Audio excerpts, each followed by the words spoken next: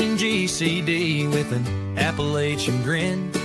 Adventures and shenanigans, we're diving right in. Out in the holler where the secrets creep, garbage can dudes digging mighty deep. Secret societies, shadows in the pines. Operation GCD of American rebels design. Double J searching deep in his brain hole, past layers of melted hops and bone resin. From cults to cover-ups, we're talking about all of that. So watch your sixth friend and the truth we trust. The world's a puzzle, grunge rock ain't what it seems. Ancient alien cargo cults haunt the moon's pale beams. Cincinnati schemers, history's a haze. Double J's on the mic, lighting things ablaze.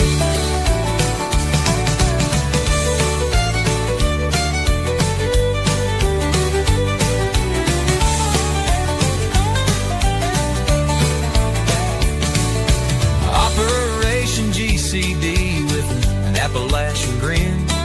Adventures and shenanigans, we're diving right in. Join us on the journey and enjoy the show. Thanks for joining us to get a little GCD. Yeah, the world's a puzzle, grunge rock ain't what it seems. Ancient alien cargo cults haunt the moon's pale beam. Cincinnati schemers, history's a haze. Double J's on the mic, lighting things ablaze. Hell, the world's a puzzle, grunge rock ain't what it seems. Ancient alien cargo cults haunt the moon's pale beams. Cincinnati schemers, history's a haze. Double J's on the mic, lighting things ablaze. Double J's on the mic, lighting things ablaze.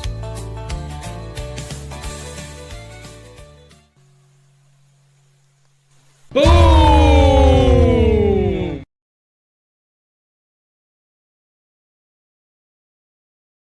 Ladies and gentlemen, oh, hell no! Nope, I'm done with this. Oh, that was unnecessarily loud. You could have just asked me to leave.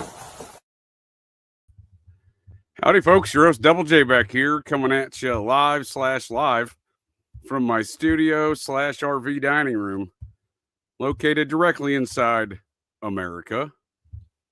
Welcome back, folks of the interwebs. Once again, your host of Operation GCD, JJ Vance here, and perhaps more notably, not the vice president. Yes, sir, Jimmy Bobby, this movie is seriously fucked up. Anyhow, folks of the interwebs, thanks again for joining me here tonight to get a little GCD. We'll be your pilot and navigator here tonight for this shenanigan-infused journey into the mind of this particular garbage can dude. And as we alluded to already, it's a real fucked up film. But got a real barn burner here on deck for y'all tonight. An occult and/or esoteric review of the 1999 cinematic shit show, 8mm. It's a fun-filled, family-friendly tale. A timeless classic, if you will, a very heartwarming tale of a fella who is after his love affair for snuff films, apparently. That's one way to look at it. But before we get any further into those journeys here tonight, I'd like to first introduce y'all to tomorrow night, 9:30 p.m. Eastern Standard Times here on Operation GCD. We got the anatomy of the Satanic Panic. The anatomy of the Satanic Panic, starring everyone's favorite psychological warfare operations officer and Nazi Satanist, allegedly special forces, although I would argue this doughy bastard passed no such physical fitness or exams ever. Nonetheless, Michael Aquino, Muppet Mikey, and the journeys of him and his pal, Laser Tag Ted Gunderson. If you aren't familiar with the old Laser Tag Ted, there's thousands of Americans out there. By the way, I've been shot with a laser beam twice. Watch out, folks. They got Ted twice. So that'll be tomorrow night, 9:30 p.m. Eastern Standard Times here to an Operation GCD live Thursdays preview here on the remainder of the programs over there on the Patreons. We'll be diving back into that phase 1 of the ongoing panic. We're in year 45 of this satanic panic, apparently. And going to be focusing on some of the actions taken to cover it up, not just the propaganda, as we've already unpacked in the series, but also we'll make relative comparisons to that, but also such things as the Behavioral Analysis Unit of the Federal Bureau of Investigations. You know, those folks who gave us this mode of operations, this modus operandi. These serial killers all work alone. They all have a very formatted, structured activities and victimology. It's all bullshit, but nonetheless, we'll be getting into some of that, unpacking some of those things. So once again, I thank you all again for joining me here tonight to get a little GCD. We'll be doing that an occult and or esoteric review on that heartwarming tale, 8mm, the 1999 cinematic shit show starring Nick Cage. It's essentially Nick Cage playing Nick Cage, playing the dude who's a private investigator searching for his love affair of snuff. And joining me here tonight, we got Landon, host of Daily Dissident, and Troublemaker Jonah. Greetings, gents. Welcome back to Operation GCD for the first time. Thanks for joining me here to get a little GCD. What's up, JJ? Glad to be back. Yes, sir. Yeah. This is going to be a fun one. Yeah, this is definitely one of the most eye-opening, disturbing movies for me to see. About 5 years ago, I seen it. I've watched it several, like maybe 3-4 times since. Just a weird movie, but it's kind of good. Like, I don't know how to explain it. It's like, it's something you don't watch with just anyone. You don't just tell anyone about it, I guess. Because, I mean, you want to take a shower after you watch this thing. I definitely did.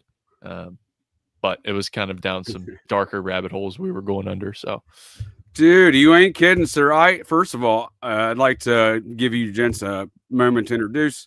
And then you're researching or working on your podcast there in Daily Dissident or researching there, Jonah. But first, I'd also like to tee off, in addition to that, when was the first time you've seen this film, gents? And what were your thoughts on it then versus your recent viewing? And I'll go ahead and tell you right now, I'd never seen it, despite my fandom of cinema, which I have long been a fan of cinema. I never seen it, Landon, until you asked me to watch it for the review of this film. So it is a cinematic shit show. Not a masterpiece, but it has its moments. Again, it's a well-written film. It's very disturbing. The acting's a little cheesy in it. It's Nick Cage playing a PI in his love affair for snuff, if you ask me, but that was my take. The story, I like the storyline. I think it was a good plot line. You know what I mean? I first saw it. I mean, like, if you go back to the 90s, he had Con Air, he had Alcatraz or whatever the fuck it was. Then he had he was killing it in the 90s, dude. 8mm. He played opposite Sean Connery, dude. And what was that, The Rock? Yeah, I'd call it Alcatraz, but it's The Rock. Yeah, you're right. I saw it back then, and then I haven't watched it. Like, I don't watch movies normally, but while we're in the month of October, you're doing horror movies. We got to do the Studio 666. You just threw a film at me I've never even heard of, friend. It's the fucking Dave Grohl movie where he kills his fucking bands. Oh shit! I recall hearing about this. I'd never seen it. Oh, we got to do it this month. Even got he's got the universal hexagram in it too, where that's like fucking. So yeah, no, we got to do that one this month if you're doing all the horrors. Book it, sir. It's horror films all month. Book it, sir. Yeah, next you tell me week the goes date. Ninth Gate, so we'll have to do it the following week because the last Wednesday is going to be Halloween. The original Halloween. I'm ready. Because he did this. Another fun family-filled classic.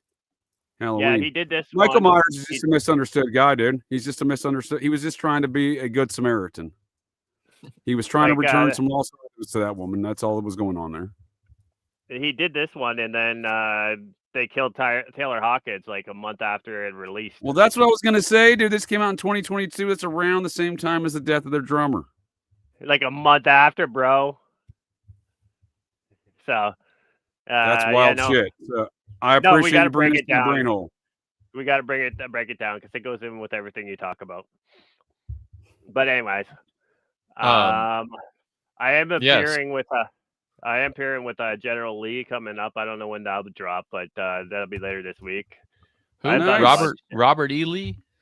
General Lee, the British guy, Yeah, the Subconscious British Realm. fella. Yeah, I'm hip with generally. Yeah, we've been in communications. Do some more shows here as well. So that's good stuff, man. I like to hear that. What are y'all working on? What's the topic? I lost my lighter, by the way. So if you're wondering why I'm using a campfire lighter, that's where I'm at. I go on and I do what I call run and gun. Just talk whatever the fuck I want. I got this, So soldering. I like your style, sir. I only do the Jonah, same thing. put the crackhead lighter away. That's the crackhead lighter. That's my campfire lighter, bro. I live on a farm. I do a lot of campfires here, bud. And I've lost my regular lighter, so it is life. I live on a farm too, and I do fires like literally fucking 8 tiers high, so they all fall in on each other, like controlled demolition. Man, I had Condoleezza Rice style. Yeah, no, I had the local fire chief come out one day. He's like, "What are you burning?" I'm like, "Carpet." He's like, "Well, you can't burn that." I'm like, "Why the fuck not?" It burns, doesn't it? He's like, "There's bylaws." I'm like, "Why?" Yeah. I was like, "Yeah, I'm supposed Great to comment there. Oh, go ahead, sir. I was just commenting here on this comment. I was gonna say it to the. Go ahead. I was just going to say something about this movie that came across my mind. So, what's the producer? Didn't he produce Batman and Robin, right, JJ? Joel Schumacher, he is the most. Dude, I'm pretty sure that if there's a gay man in Los Angeles between the years of like 1985 and probably to 20. We'll call it, he's dead now, but 2015 easily, right? There's there's at least 1 degree of separation between a man that Joel Schumacher's had sex with and every other gay man in Los Angeles regions, because he himself claims to have had sex with over 20,000 men. Yeah, that's crazy. But the crazy thing, that's one way to put it. Joaquin Phoenix is in this film too, and what I was thinking was, well, who was Batman's biggest rivalry there, and it was the Joker. And that's who Joaquin Phoenix plays in that film, which is very weird and odd in itself. Great acting. Oh, dude, for sure. And I'm always interested in the folks who bring us these tales, because this is a creepy tale. And Joaquin Phoenix grew up in the Children of God cult. I don't know when he lost his virginity, but his brother says he lost it. River Phoenix claimed he lost his virginity at the age of 3, dude. So I think he could be like MK Ultra. That's nuts. I think he's nuts, JJ. I think. Wait. Crazy. Wait. If he's saying he lost it at 3 years old, that sounds like he's talking about the Talmud, and you should bring up that video I shared with you. Well, that's a good segue. Because the one thing I missed in this whole film was the overt occultism. So, and it's filled with occultism. Oh, I got some of that for that. I got some of that for you. Oh, I'm sure it's in there, but it's not like overt. There's no pen. They're not hitting you with some overt Satanism kind of business or rituals. Oh, right? there's one. I'm gonna smack you in the face with that, but well, that's fair enough, sir. I appreciate that. I appreciate you paying attention, using your brain hole in that regard. But you know what I mean? Like, it's not. And again, we got Joaquin Phoenix. I don't know about Joel Schumacher, but he loves having sex with dudes. So I don't know what point in time that overlaps with the occult rituals of the young men and whatnot. Yes, Can sir. you bring up the before we do the video, and then bring up the Joel Schumacher Wikipedia? I got them all dialed up right here. You want to see Joaquin Either Phoenix? one. No, the Joel Schumacher one. I want to go there first. Boo. So when I looked at this earlier, the first thing that jumped out at me was I went to that Parsons School of Design, right? Yeah, dude. And when did he go there? Right at the same time the process was in the West Village. Even better than that. What was the first fucking name of it? Oh, I don't know. The Chase School. And that's when I looked up William Merritt Chase. Was he related to Salmon Chase, obviously, because they're the same time. And I sent you that where they're like, oh, yeah, they both descend from Thomas and Aquila Chase, but then they're like, yeah, there's no direct relation to what they are, and it's kind of funny too, because obviously he went to that school of design was started by William Merritt Chase, who goes back to the Chase family. But then I Well, sent you I'll the get link. further into that, sir. I appreciate you bringing that to my brain hole, because I would say, yeah, you're onto something, but there's no way they're not part of the same family there. And once again, that is a Society of the Cincinnati situation when we go back in the Chase And, family. and I sent you that book link on Archive where it's the 7 generations of Aquila and Thomas Chase, and it goes into that's the screen grab I sent you, but it's literally 7 generations of the family being documented from the 1920s. So that was a really interesting book to come across. It's in the link of our chats if you want to give it. No, I got a the chance other to review it. I sent you back a message on it because it reeked immediately of New Hampshire Society of Cincinnati. You got the Ralstons. Yeah. You also got the Chase. You got the Chase family, the Ralstons. You got there was another family here I saw, the Whipples, and they grew. And Mr. Chase was a student at Dartmouth at the same time that the Mormonism became an offshoot of the Society of Cincinnati at the same time out of Dartmouth here. And Freemason and the first master of Hiram Lodge of Claremont, and then they go into Salmon P. Chase. Of course, Salmon P. Chase was the one who did the Greenback, the official tender act of 1861, I think it was, or the money tender act of 1861. And then the most corrupt fucking Supreme Court decision ever in the United States was Salmon P. Chase saying that, the law I wrote when I was the Secretary of Treasury is a legal law. Of course it wasn't. It was. So he was the Supreme Court justice that determined whether or not the law he wrote in 1861 was legal under the Constitution. Yeah, that's right. And he studied law under William Wirt, who was part of the controlled opposition of the Society of Cincinnati with that whole anti-Masonic movement. Yeah. Okay. Yeah. Where's and Wirt is in Wirt County. That's a county, right, JJ? Wirt County, these are all. Yeah, you're going to find names after all these things. That's why you see Chase came to Cincinnati, right?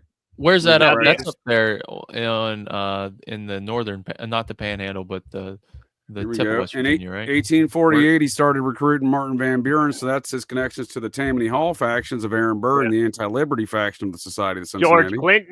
George Clinton. Yeah, not the musician.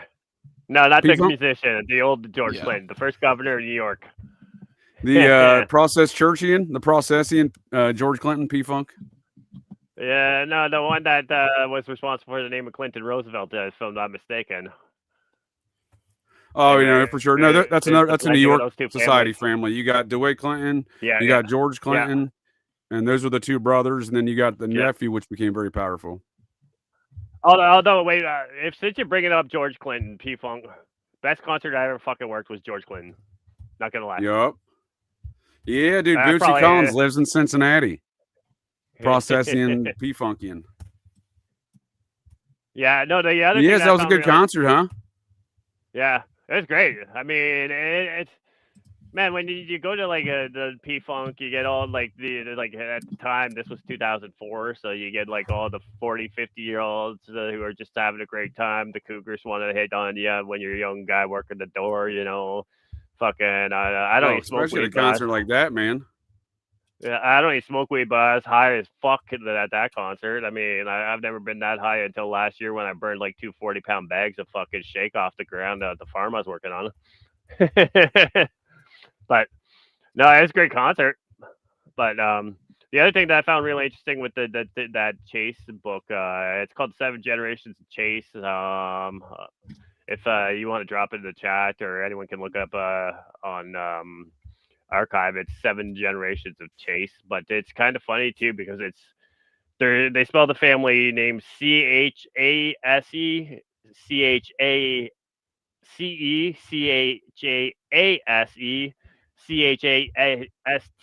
so Chased.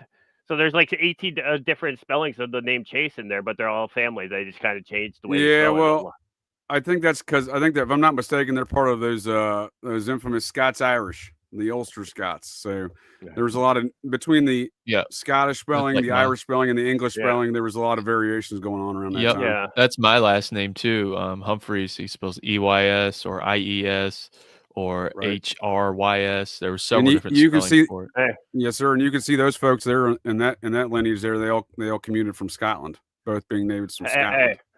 My last name's Story, but it's not ORY. So anytime I fucking try to spell my name, I just get autocorrect.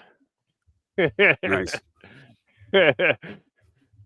Imagine being named Jeffrey Epstein in this day and age. There's a lot of that's a very you look into that's a very common Jewish name, in fact. And imagine going around. My name's Jeffrey Epstein. Wait, I get it. Let's get it. Wait. That or Goldberg. Wait, I brought this up before. Angelina Jolie, when she did her Illuminati video, she has her kill list, and she has J. Epstein as one of her kills on her kill list. What? Angelina Jolie has J. Epstein as one of her kills on her list. Not Illuminati video she did. Oh shit! Well, we have to revisit that one. I'll have to go back and check that one out, sir. I was not familiar. I know the video you're talking about. Okay, I'll grab a screen grab or I got my phone. Yeah, ready. let's do that. Because so, in regards to the statement on Nicolas Cage, before we jump into this occult topic of occult and Kabbalah business, Nicolas Cage is a big occultist, dude. Not only is he has long lived in New Orleans, which Process Church, administrative headquarters, according to their corporate documents. He also famously is super into Superman, to the point where he's buying the #1 Superman at auction here. Actually sold his Superman at auction here, it says, for $2.16 million. That's probably back when he was in trouble with the IRS in 2011, but he named his kids after Superman. The ones he had with Scientologists, Lisa Marie Presley, right? Isn't that the mother of one of his kids? Or am I mistaken on that one? I know he's got a number of wives, but he was married to Lisa Marie for a while. But he was married to Patricia Arquette. There's another occultist. They grew up in the... They're an old school Hollywood family. She's third generation Hollywood, and they grew up in was it the Moonies? I'll get back to you. It was one of them cults. One of them, maybe it was an evangelical one. I'm not sure now. But yeah, so not only is Nick Cage really Nick Coppola, his father is the elder brother of Francis Ford, and Francis Ford Coppola, real creepy fuck. So we got the Cocaine Bob connections there, because Cocaine Bob made Francis' career, essentially made the whole Coppola family's career, right? So that's all very strange, and I would say, what's that, sir? Go ahead. Isn't his father like a famous conductor? Yeah, and his brother's a famous radio DJ. Yeah. That's what I'm saying. The whole family's in show business. Well, I mean, they were in show business before. I'm just saying Cocaine Bob really made Francis Ford Coppola's career with Godfather. So Francis Ford Coppola comes out of the not Russ Meyer. Damn it. Those two brothers that do exploitative films. Anyway, I'll get back to you on it, man. But we'll watch that clip here about Kabbalah and how much this stuff, I think, it really impacts everyone. I think the thing that you see in the film, I can give a quick meta-analysis here, and we'll jump off to give you guys a quick plot line analysis before we jump into that Kabbalah clip. And what my point is on this all of occultism stuff, that in large part I think is absent from the film relative to the circumstances we see unfolding. I think everything we see in the film is deeply rooted in this elite aspect of society and occultism and the ritual aspects around it, not including which is snuff. Yeah, but I mean, it's kind of funny though too, because you go back to 1999, they're like, "Oh, snuff's not a real thing. This, that, and the other thing." Fucker, obviously Twitter was. The FBI told me they made a report. They were very candid about it. Snuff films are not a real thing. All right, they were not. Have you been on Twitter lately? All right. I watched the snuff film a couple weeks ago with Charlie Kirk. Yeah, I mean that. No. Maybe. That was a Hollywood production. I totally agree with that one. I'm just saying, in theory, that has the same effect, right? That is the magic, right? Even if I agree with you, sir, it's stagecraft. It's an extra. Yeah, well, if you make people believe it's real, it's real. Right. I think that JJ, what you just said there, is more powerful than anything. I think words have super meaning. You know what I mean? Like I totally agree, dude. I totally agree. You can almost, if you get enough reality, right? Everyone's living in their own fucking reality today, and it's very disparate from one another. Well, the trauma the traumas that suffered by it. I mean, it's the same thing as you look at all these fucking boomers and all the trauma they had over watching JFK get assassinated fucking 17 fucking times in an hour. Yep. Dude, I'm not gonna lie to you, dude. I watched the Charlie Kirk bit about hot dozen, baker's dozen times, maybe. Back and to the left, back and to the left. That's all I kept saying. Because immediately I was like, "That's stagecraft. That's not a gunshot wound." First of all, I was willing to believe, perhaps I was willing to entertain the notion for about an hour that he was wearing some sort of light body armor, and a 22 long rifle round was shot at him, and that would most certainly penetrate the skin and be a subsonic round, so you wouldn't really know the source of the sound. Nonetheless, it would do the damage that could be inflicted with what we see there. But as you pay attention to it, that's fucking stagecraft. There's no. First of all, the security takes on and above the damage inflicted in the snuff film we saw with Kirk. Because again, it's the idea of which it paints in folks' brain holes. It's not. I agree with stagecraft, but folks believe it. Yeah. So, right. That is the magic. That's but the magic trick. Yeah, exactly. That's the magic trick. So no one takes a security posture. No one pulls a weapon. No one renders first aid. There's a lot of problems with the immediate aftermath of that scene. Dude, a lot of security failures. No. A lot of security when they're breakdown. carrying it. When they're carrying him to the fucking van and they just throw him in the back of the van, like no treating the wound, no one's holding the fucking any pressure on the wound. They're carrying him fucking one. Triage is not necessary, sir. Triage is not necessary. They're carrying him one limited time. They throw him in the back of the van, but there's not a single fucking drop of blood coming off of his body. Like his arms all, because I broke this down on another show last week. His arms all bloody and shit. And the shirt's all bloody. His body has no blood on it. It looks like it's been pixelized. So, I mean, like, get the fuck out of here. I'm white. You're white. Landon's white.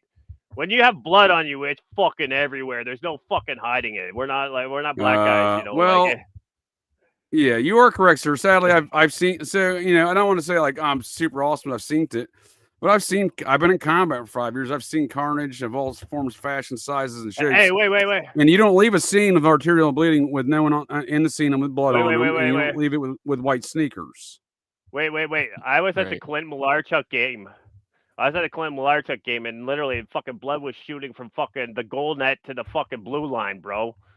I was literally at that game. I was like, yeah. Well, you Canadians do enjoy violence on your hockey games. I do agree with you on that. That was in Buffalo. It was in Buffalo, so. Technically, Buffalo are Canadians. Technically, they're, at some point in time, somebody drew an arbitrary line between Ontario and Buffalo. It's the same damn place. If you've been there, you know what I'm talking about. It's the Niagara River. It's the Niagara River, bro. It's still, dude. But it's still arbitrary to use that as a boundary. It's still arbitrary, dude. Yeah, I know. I'm just fucking with you. I tell everybody in Wisconsin. I got a dude in Wisconsin. He's from northern Minnesota. Lives in northern Wisconsin. I tell him, dude, you're Canadian. You're Southern Canadian. You know what I mean? It's an arbitrary line. There's no difference between the folks 100 miles north of you than you folks around you. It's the same culture. Same thing with North Dakota. Dude, they're not even Southern. They're full blown Canadian there, bud. But hey, I'm not gonna lie. I'm definitely not a fucking Canadian. You see the fucking well, you don't act like one, sir. I can tell you that much right now. The fucking communists that we have around here, I ain't no fucking Canadian. Well, you have more knowledge. I often say you have more knowledge of America, American parapolitics, et cetera, and American history than most Americans. So I can definitely switch on that. I wish McGowan was around to break that down. That would be awesome to hear. The Kirk business. Yeah. Well, I won't even try to do a McGowan-esque treatment on it. I also will not comment too much on it because I'll reserve my commentary. Please continue. Wait, you're not putting any faith into fucking Candace Owens? I agree. You mean to tell me the lady that got recruited from a Jewish pornography producer is telling me the truth? All right. I mean, I don't want to say it, I don't want to badmouth anything, but a lot of the pundits come out of the Catholic tree of origin. So I'll leave it there. Well, here's the deal. If you decide like Glenn Beck at past the 40 years old to become a Mormon, if you go full blown Catholic as an adult, I lost a friendship over this real world. So dude, I grew up with, played sports with basketball and shit, baseball and shit.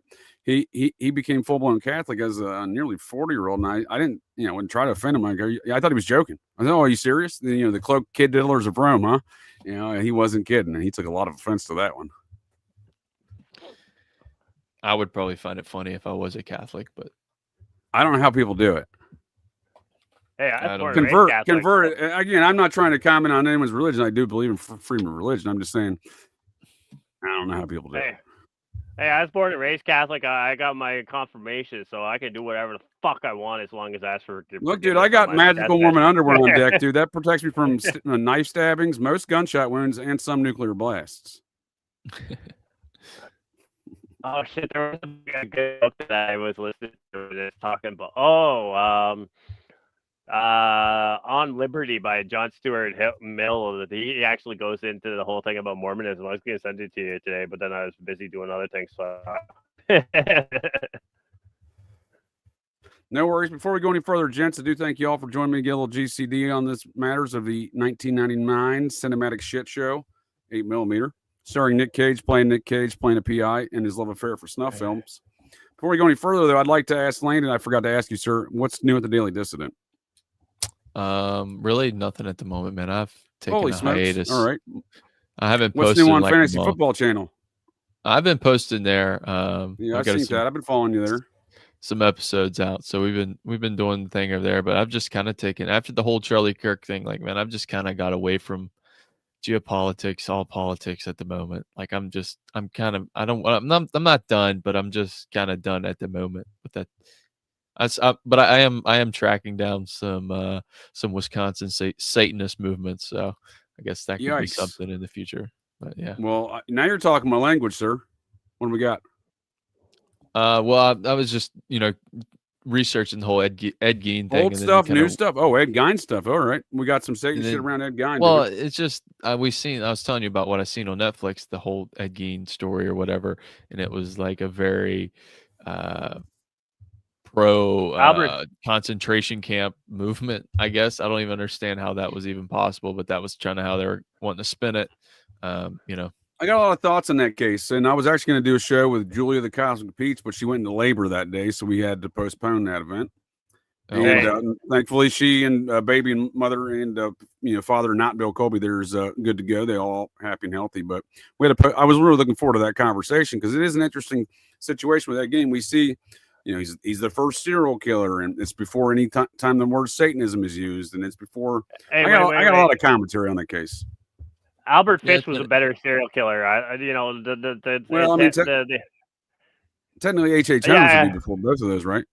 No, I was saying he was a better one because let's be honest, that's some commitment sticking all those sewing needles up through your taint. I don't disagree, sir. I also don't want to get into subjective arguments about sticking things into my taint.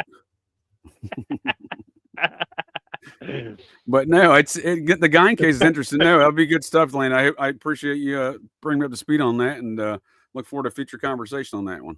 Yeah, it's just it's in the baby infancy steps. I haven't really looked much into it. I was more into the 70s through 90s murders, but kind of going deeper now to find the roots of, as you're saying, what was the FBI's department on that of behavior analysis unit? Basically just reviewing all MK Ultra, just checking in on how the MK Ultra patients were holding up after the years, I think, more than anything. No, dude, I like your style, sir. I appreciate you using your brain hole for God's intended purposes. And before we move any further, this is my biggest problem. Thank you, Gerald Hall. It's one of my biggest issues outside of the fact that the Vatican has long subverted the freedoms and liberties of America, and the founding fathers knew that. That's why they fucking banned them. Anyway, it's the lack of accountability. You mean to be a Christian, this quote unquote Christian organization, you're gonna have the lack of accountability. They're like, oh, that's an isolated incident. Time after time, they just transfer these diddlers to another location, and no one's held accountable. Hey, wait. Can I just bring up Pope Sylvester had his brazen head? Who? What is this? Sylvester Stallone? Pope Sylvester had a brazen head, and of course he was made the Pope in the year 999. Of course, you turn that upside down, you get 666. But a brazen head, Mark of the Beast. Jewish tradition. No, it's the old Jewish tradition where you chop the fucking head off, and then they talk about in the Book of Jasher. You fucking rub it with the gold or bronze across the head, then you put it under its tongue, and the fucking head speaks to you. It's old school magic. And Pope Sylvester had one of those, and it's kind of funny because I was trying to get the AI Bing and fucking all those to create an image of him with his brazen head. They would not do Pope Sylvester. Every other pope I could get him do like a brazen head, like as a bronze statue one. But Pope Sylvester is the really interesting one because he was trained under all the Mohammedans, right, or Mohammedans, right, as they were called back then, the Muslims, the Mohammedans. And he was the first sorcery fucking pope in 999. He was there for 3 years. Sounds like some ancient Jewish wizard shit. What is Yeah, Kabbalah? Pope Sylvester Kabbalah II, is something, after the destruction of the first temple, the Jewish people were famously enslaved and taken captive by the Babylonians. This is where the book of Daniel is written. It's a form of magic. The Jewish people, they kept the Kabbalah. It eventually becomes digital life, through ones and zeros. But it's a Gnostic religion, which is to say it's hidden from non-initiates. Yeah, I mean, there's a mainstream version of it. It's a precursor to digital life. So what Landon and a lot of these people believe is that the actual salvation that the Jewish people provided was keeping Kabbalah, which eventually becomes digital life, which eventually becomes AI, which eventually becomes the creatures from the book of Revelation, which essentially later go on to destroy humanity and fulfill the book of Revelation. But that is a good thing. A lot of them believe. Have you heard of the mystical tradition called Kabbalah? Comment below. So Now, that's an interesting clip. Now, if you bring up the picture that I just sent you in the DMs, this motherfucker literally wears the red string of Kabbalah all the fucking time. His daddy's fucking... Well, in that same interview, he plays it off. When like I said, when you sent me that clip, I was like, I watched longer portions of that interview or listened to it because he talks about where that red band comes from. He says, "Oh, it's a newspaper thing. We used to wrap newspaper." What was that guy's name that blew up out of nowhere from TikTok that everybody likes to dick ride? What's his name? That was on Rogan that had the red bracelet. Oh, Carol? What's his name? Yeah, Ian Carroll. Yeah, he was wearing it too, and he came up with a situation of it was like it was a gift or something. Yeah, these people know what it means, man. They're literally just doing it in front of your face. It's kind of funny because I actually it's a shitty acting job. I was having this conversation with now there's actually a famous quote from Yuri Andropov, and he talks about how it's kind of funny. A lot of people don't ever tell you this, but like the first law that they had under Soviet Union was like if you were practicing anti-Semitism, they'd fucking kill you. This was under Soviet Union, but then on top of that too, Yuri Andropov. This was the Bolsheviks. What year are we talking, sir? What year are we talking? 1931. 1931, they passed that law. Right. I could look it up. Bolsheviks. No, it was Stalin's first act. I think it was actually. I might have missed the book. But then Stalin's first act was actually to kill Homeboy, right? Is the guy that helped him into power, right? Yeah, Landon. No, he died of natural causes. Like, that's right. I'm sure he did. There's no conspiracy there. Yeah, but what's even funnier though too is like all these fucking retards, like Vladimir Putin, the Henry Kissinger agent. Vladimir Putin's gonna save you, motherfucker. I'll believe he's doing us good when he fucking burns fucking Vladimir Lenin's corpse instead of having a fucking glass shell for everyone to fucking see. Are you telling me, sir, that you don't trust the plan? Well, it's kind of funny that goes back to the White Russians, but we're getting way off topic. So, well, it's called revolutions, right? So you want to get into what I found as far as the esotericness of it? Yeah, well, here's the deal. So we see kind of the action. I mean, that's the one thing my meta-analysis of tonight's film, if I were to say, that we see Nicolas Cage as a private investigator tracking down on what is essentially a network of occult. I saw a comment about Roy Radin earlier about being a distributor of such films as Snuff and the whole processing cult Son of Sam offshoot there. Yeah, it's kind of the same deal, right? Like, that's what I'm saying. So Nicolas Cage finds the producer, the distributor, the filmmaker, the guy who assassinates the guy. But also, the ultimate conclusions are there's only one Snuff film. He was not able to find any more Snuff films. It was the only one he could find. And on top of that, let's be honest about the situation. It's a little bit ridiculous when they don't include the occult aspects of this, if you ask me. So I tend to agree shared there. The screen with for you.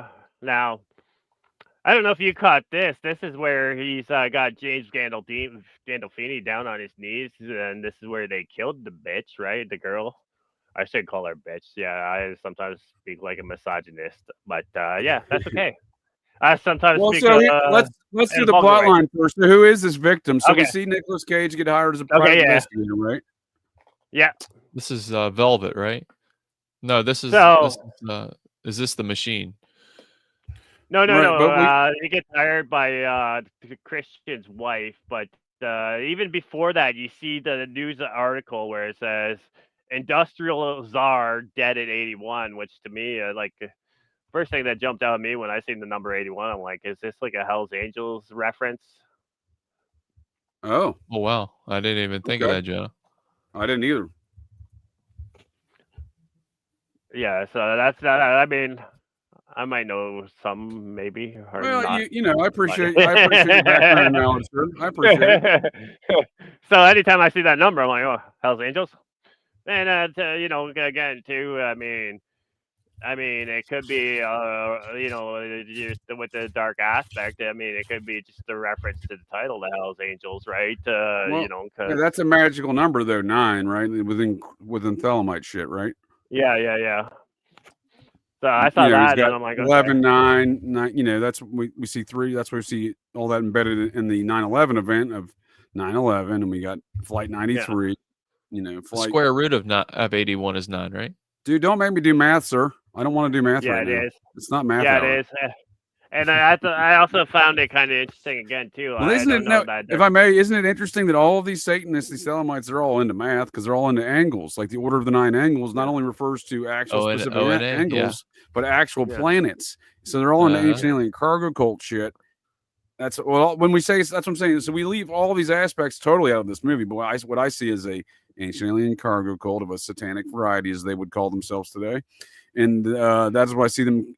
Nicolas Cage is tracking down here, right? But yeah, it starts off again. We see the wealth or the quote unquote elite nature, the 81-year-old industrialist, right? I feel JJ, do you get like the And- feeling of like a Pittsburgh? Like, wasn't this film in Pittsburgh? I think because there was a license plate that was Pennsylvania, but for some reason I get like a Pittsburgh, outskirts of Pittsburgh type of vibe from. I thought it was Los Angeles in North Carolina. No. He is when he goes on the investigating, but like at his home and this lady's. Oh, where does he residence. live? That's a good question. Was it Pittsburgh? I was thinking it was New York.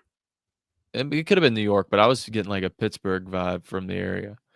And I think I seen a license plate that was No, Pennsylvania. It's Pennsylvania.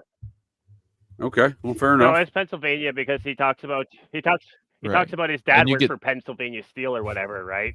Oh, that's right. That's right. And I then got you lost get- again. I got lost in the aspect that he goes to Los Angeles and can't find any actual. He's like, I don't think I can find any Right. actual snuff films. What? Hold up. So you're saying that Nicolas Cage's dad was what? Jonah, He was an what were you electrician. saying? What? He was a plumber. No, what were you saying? You were saying what? No, what was in it the you- movie. In the movie, they say his dad worked Oh. for Pennsylvania Steel. Oh, Nicolas Cage's dad did. Yeah, Tom Christian, Wells. it's Right, a okay. Christian family. So Tom that's Wells is the his vibe. character. So that does fall in line Yeah. with the Pittsburgh vibe that I get from this movie. I just kind of got like a Pittsburgh steel tycoon type of vibe from Yeah, this. you got a nose for Schittsburg, sir. Yeah.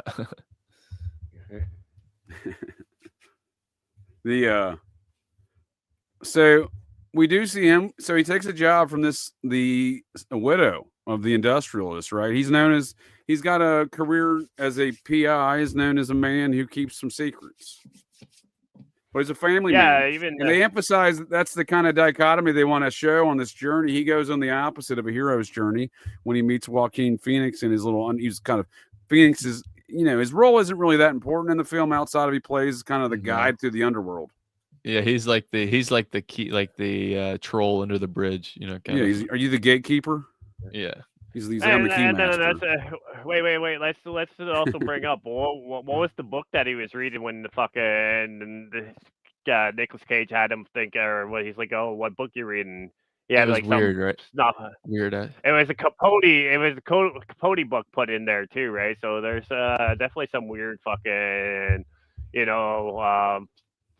Capote's definitely got some of that new age bullshit to him, right? On that note, sir, how does these things get in the film? Let's look at the screenwriter for this film and what did he do, right? So Andrew Kevin Walker, not only did he write 7, which we can get into that. if we need to. Wait. That's What the a fuck weird is a ass movie script too. doctor? What the fuck Well, is a here's the script deal. doctor? Here's the deal. A lot of guys can't write shit. And when the studio starts putting shit together, like, we need to fix this. And when they get into that mode, they call folks like this guy. Oh shit, he went to Penn State. What? That's weird as hell. Yeah. JJ, that's Script for 7. crazy, bro. Well, that's what I'm year saying, did dude. he Where does he know these things? Dude, he got a job at Tower Records. That's interesting. Out of college. 7. Then he suddenly writes 7. That's his first big thing, right? And then he goes on to become this Hollywood kind of before 7 he writes Brain Scan, which this is my favorite 90s horror film, if you will. It's got Frank Langella, who's a great villain. He plays this creepy fucker. Edward Furlong, which there's a lot to be said about that guy and some sex cult activity. And it was composed the soundtrack was not composed by the George Clinton from P-Funk, the other George Clinton. Just wanted to make that clear. Yeah. But it was written by the same dude. So he's written that's a creepy film. But we can do the other one you suggested instead. I was thinking about doing that one, but we can do that one. We might have to do both, sir, to be quite honest with you. But so Sleepy Hollow, I mean, and we get Stir of Echoes. He penned uncredited rewrites to the critical hits Stir of Echoes and Fight Club. So these are both 1999 films as well.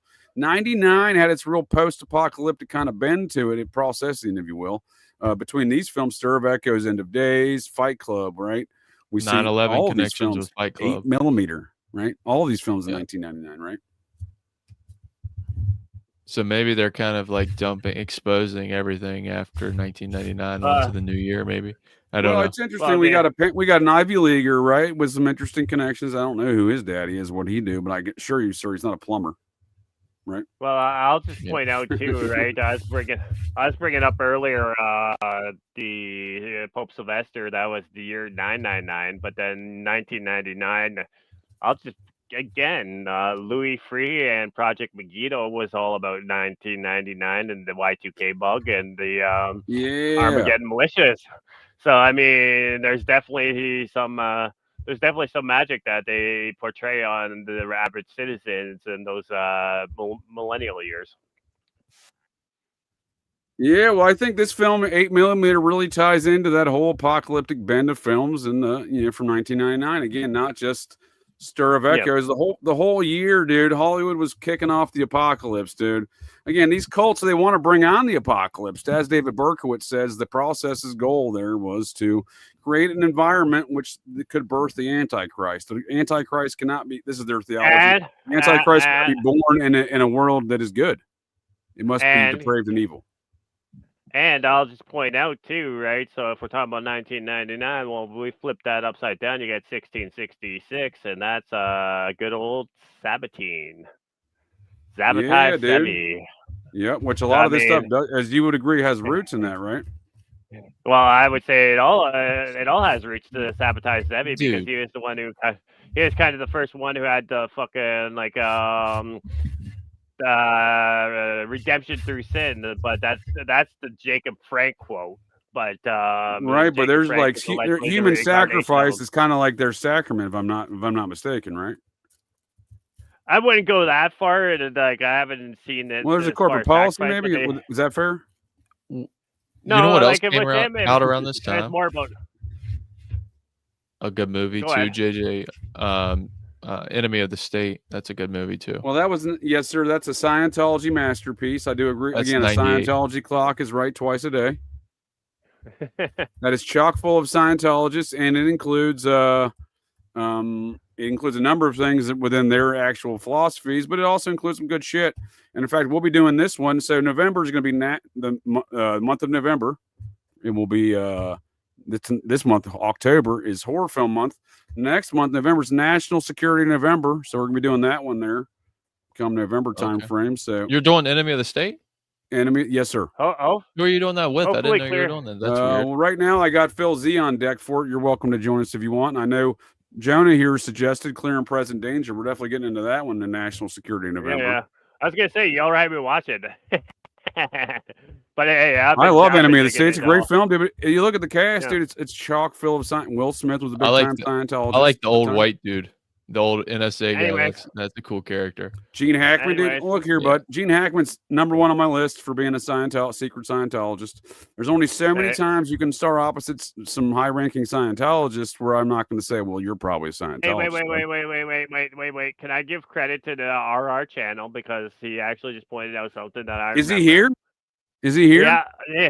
November 5 is Guy Fawkes Day, which is also the Now here's the one thing, and that really throws me off about Bill Cooper. I'm like, did they murder him on November 5th because it was just magic for them, or was he still doing the military operation? Because he does admit that he was military intelligence. Yeah, And then when I saw that's a that good guy, question. I like Bill literally, Cooper's work. I do. He clearly gets the newsletter, if you will. His father's middle name is Vance. He is of Clan Vance. Like I say, controlled opposition is still opposition. We got to determine the control. So I mean, literally about a year ago, I was watching. Was on a buddy of my channel. He was showing the Tubi documentary about Bill Cooper, and it didn't even fucking click in my head until I was watching that, and he read off the born and death date. I'm like, wait, he was fucking killed on November 5th. Remember the 5th of November. That's just, I mean, is that just something that they put into, like, they did that for them, or was he in on it? You know, like, that's the one thing that made me go, I like where your brain holds that, sir. I asked the same question. You know, I do a ocular pat down of all circumstances and environments to try to come to a reasonable conclusion based upon the known knowns of the situation, if you will. But in regards to that situation, well, you know, I mean, yeah, the whole murder's off. I don't want to. The whole murder's off. The whole murder's off. I'm just saying that. I don't want to get us too far down a different rabbit hole. I do appreciate yeah. sir. So hold that thought. Hold that thought right there.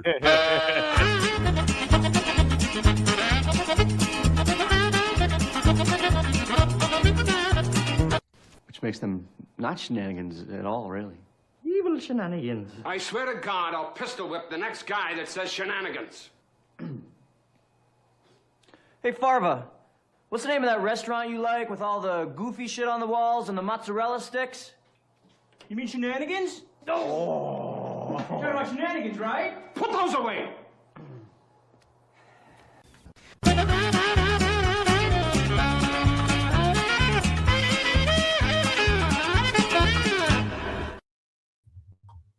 We talking about some good shenanigans or those bad shenanigans? This movie's filled with bad shenanigans. Right. So we see I was just saying though, I had to check. Go ahead. I was gonna say after what we were just talking about, I had to check the V for Vendetta release date. It wasn't until 2005. So I mean, that's not necessarily. It wasn't necessary. If it's 01, then I would go fuck off. Well, here, on that note, sir, I will leave you on this comment on Bill Cooper. The one thing that's always troubled my brain hole about relative to Cooper, again, I'm a big fan. I'm not saying that. He named his book "Behold a Pale Horse," and that was the name of Danny Castellero. Danny Castellero never named his book any octopus or octopi or any variation thereof. He not even a fucking. And it was 6 months. 6 months later, he dies, and then Bill Cooper fucking comes out in November with with the same book title. Was allegedly Danny's book, allegedly. Well, I can't verify now. That's what the friends were saying that he was going to name. Well, that's what his friends said. We know that much. That much is in the archive. What I'm saying is the archive, in my opinion, has been shit coded. I got a lot of thoughts and ideas on that. It sits out in Columbia, Missouri. But I will point out, though, too, Behold a Pale Horse is kind of a weird title for a fucking Christian. You know what I mean? Taking it from Revelation, and I mean... There you go. I was about to say, it rolls right into the apocalyptic mindset we're talking about here that was rampant in the 90s due to these cults. Yep. Okay, before we go too far off on track... And as you're saying, government operations, right? Government operations. Yeah. Our channel said Cooper was a Jesuit basher. Yeah, dude, our channel is hilarious, dude. I'm an open, avid fucking Jesuit basher. Me too. Sign me up. Let's bash some Jesuits. Bash everyone. I will talk shit on Jesuits. Watch out for them lasers. Molester. I'll talk shit on that child molester, Saint Ignatius, all my life. Fuck him. But this is a boiling up conspiracy theory that's my secret profile or our channel. Did I plant that into the subconscious? You might have. So, that's funny. Great line in a Tombstone movie. I'll be your Huckleberry. So, I was actually making a halftime clip earlier tonight. I didn't play it for tonight, but I have one on deck for that same clip. But anyway, let's get back to tonight's program here, gents. So we see him going on a journey. Nicolas Cage, the PI, gets hired by the former industrialist's wife, the widow. Is the safe? She's like, I found this safe. And my husband only had the access. She's like, she's got a bullshit story, if you ask me. She's like, I know nothing about the snuff film. I got no knowledge of this. That's her tale, right? And then Nicolas Cage gets embroiled in this network of he doesn't believe it, does he? He's like, no way, this ain't real. Can I just point out though too, right? She hired him, and this is what I've done PI work.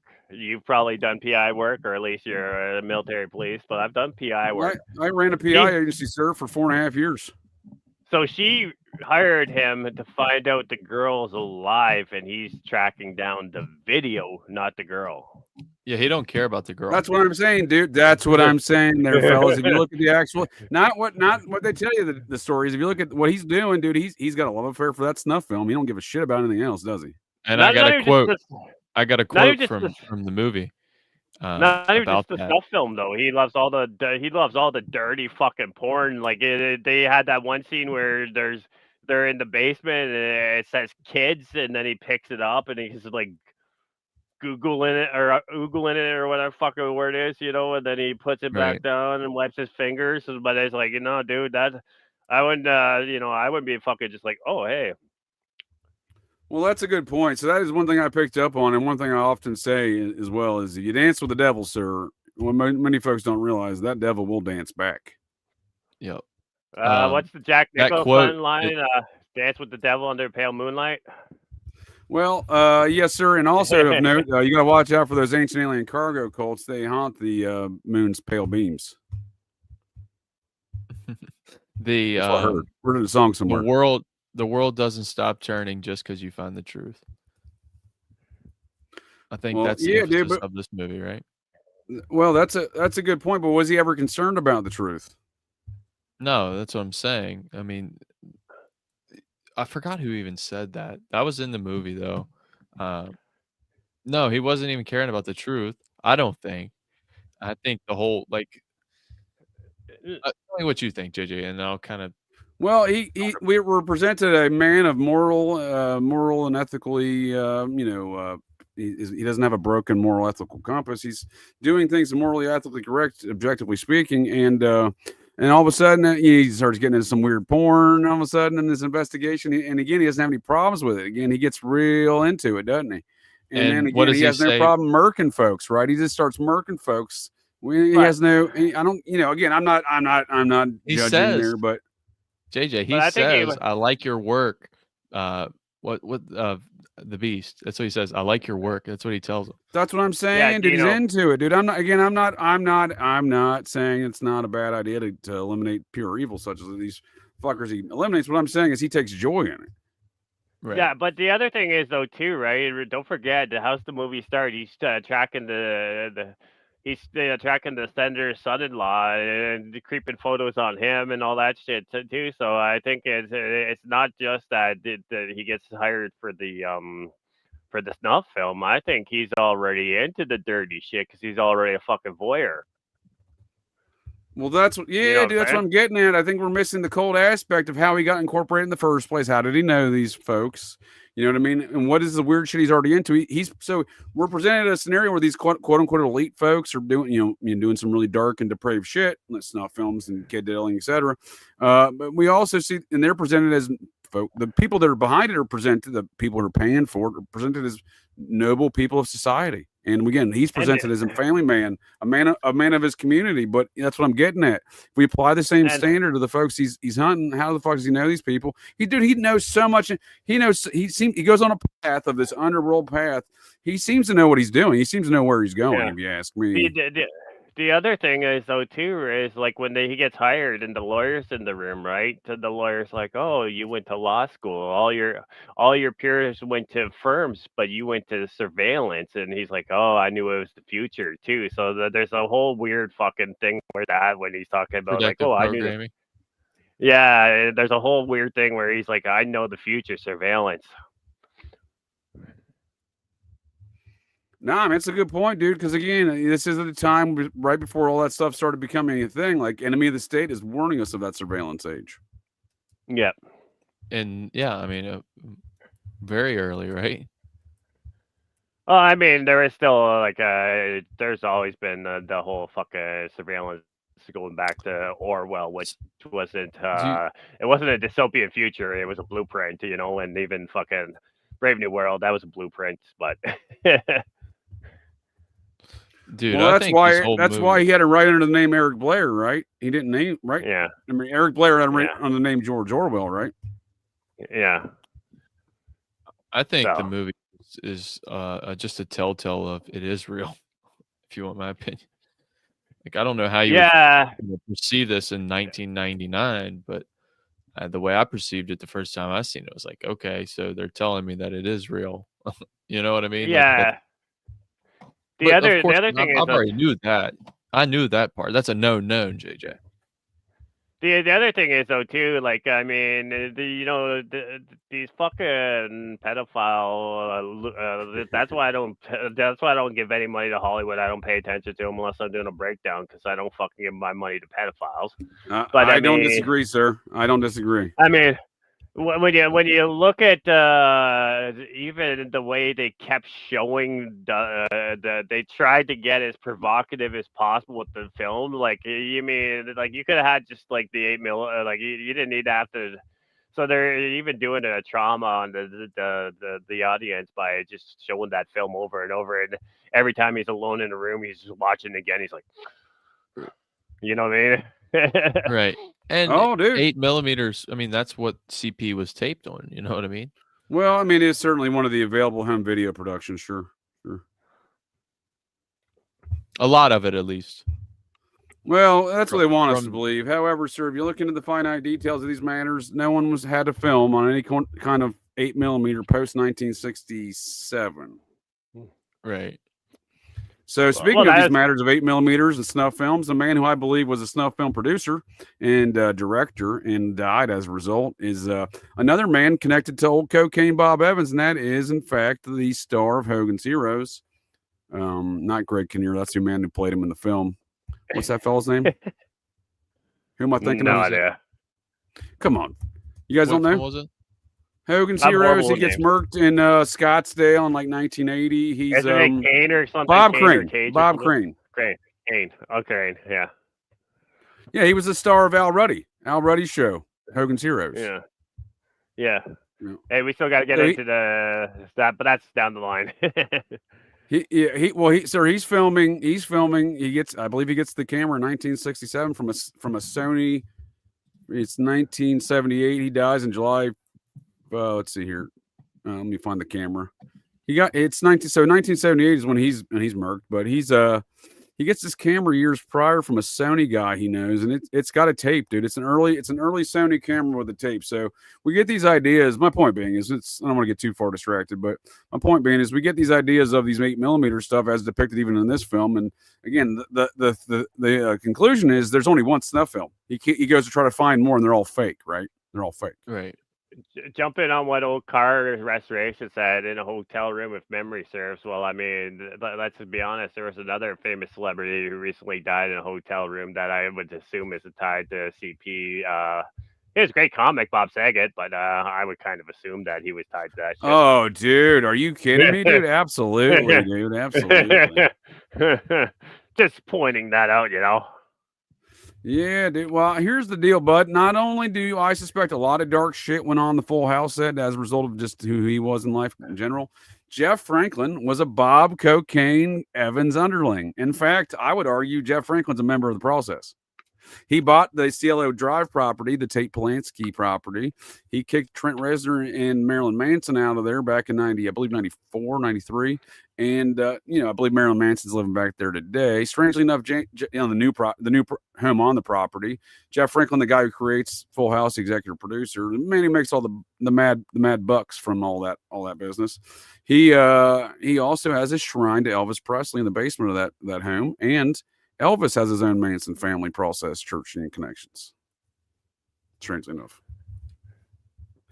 And none of this stars Zach Galifianakis, but if you ask Kane B from Kane B's The Purge, he'll tell you that. And now it's He kind of funny Galifianakis me too, one time, man. um, I'm still not over it. Hey, I will just point out, since you're bringing this up here, I just did a quick thing on the Studio 666, as I brought it up earlier. And it's a horror comedy released in February of 2022 and tells a fictional story of a band recording their 10th album in a haunted mansion. Sounds like that La Bianca or whatever the fuck you were just saying. Yeah. So. Well, Yeah. I think a lot of folks pay homage to that event, wanted man. to- I think that's a major event within this cult network. And again, old Nick Cage Yeah. ain't far off from any of that stuff. He was married to Lisa Marie Presley, Scientologist, lifelong Scientologist. Yeah. Marilyn Manson Scientologist. He's a Satanist and a Processian. Yeah, he's Not got. far- He's So, got. I mean, if you want to, he's got a if song you want to look about at it this way, right? Satanism or Scientology is corporate Satanism, and then the process is the dark wing of Scientology. But go ahead, sir. I was just saying that Marilyn Manson has a song about CP or something, right? I think of that right.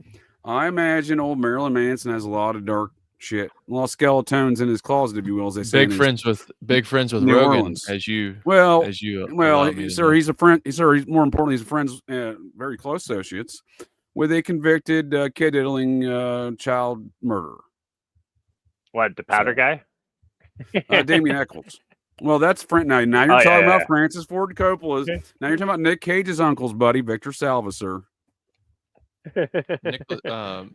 What's that guy's name again, JJ? He was a comedian, right? Damien Eccles. Damien Eccles? No, he was the West Memphis. No, Live, Doug or Stanhope. West Memphis Doug Team. Stanhope, Johnny Stanhope. Depp, and Marilyn That's Manson are a trio. But they all hang out. They're all very closely hang out. They have the same tattoos with Damien Eccles. Right. And that's Dude, Rogan's here's big buddy the- too, right? Doug Stanhope. Well, yes, sir. They both had the same manager together, and that was Bill Hicks / Alex Jones' best friend and manager, Kevin Booth. Yeah, that's weird. And the Sacred Cow Productions. When you get to the Damien Eccles shit too, like all Are these we fucking, painting a picture now? I was gonna say all these weird fucking hallway people. They're like, oh yeah, no, like he was innocent. No, he still pled guilty, but got out on a fucking legal technicality. But the whole thing is like, you have 100 fucking celebrities making like more money than fucking West Memphis, Arkansas. Like each of those celebrities make more money than the entire state of, or the entire city of fucking West Memphis, Arkansas does. And then they're putting all these big name lawyers in there, and then they still couldn't even get his conviction overturned. He still had to plead guilty. And get the fuck out Well, of do you here. know why, sir? That is because he, in fact, admitted in an interrogation videotaped. The folks can go check out themselves. We'll be happy to post in the show notes, where he admits to knowing what is otherwise described as polygraph details of the crime details on the law enforcement investigators and the actual assailants would know. I'm not saying he did it. I actually have a lot of thoughts that was party to it, but was not the sole party. So what I'm saying is, much like all these other cults, we see a group of older adults and older folks, younger adults, older adults that are dictating the activities of these teenagers. I think that's no different in that situation than we see in the Son of Sam situation, that we see in the Kentucky Vampire Clan situation. It's a pattern of behavior that seems to replicate itself. Yeah. What we don't see is any cult activity formally in this film, but you did mention you saw some occultism.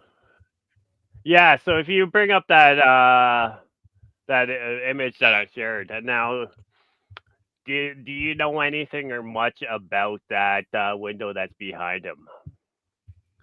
Well, I see a very unique, and when I say not unique, a very common Thelemic symbol, which is that circle cross. Is that a smiley face?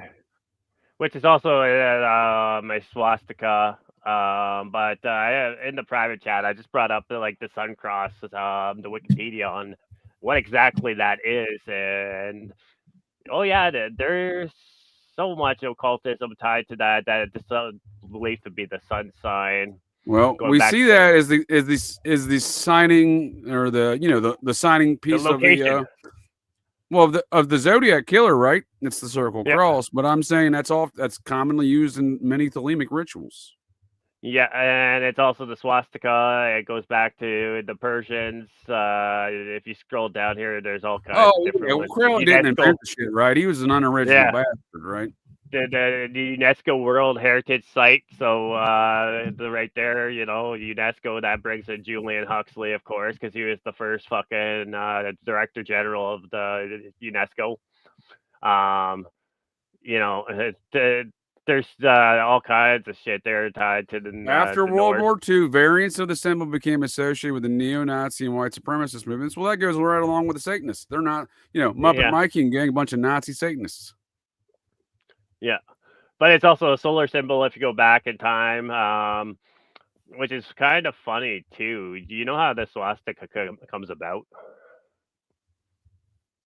Why it's pretty much like a universal symbol? I mean, it has something to do allegedly with the procession of some stars, right? The Big Dipper. So if you look at it, I can pull it up if you want me to. But so if you look what do you at got, dude? What do you need? Give me a name. Give me a name. I'll find it. I feel like an idiot now. I'm just being Damien ridiculous. Eccles. Damien Eccles, the comedian. I have zero research in the West Memphis 3, so no worries, man. No worries. That's obvious. I'm never going to judge you. I'm getting a name wrong, dude. Here, that's for damn sure. If you look into the whole thing of there we go. I'll just switch the one I'm sharing here. What happened?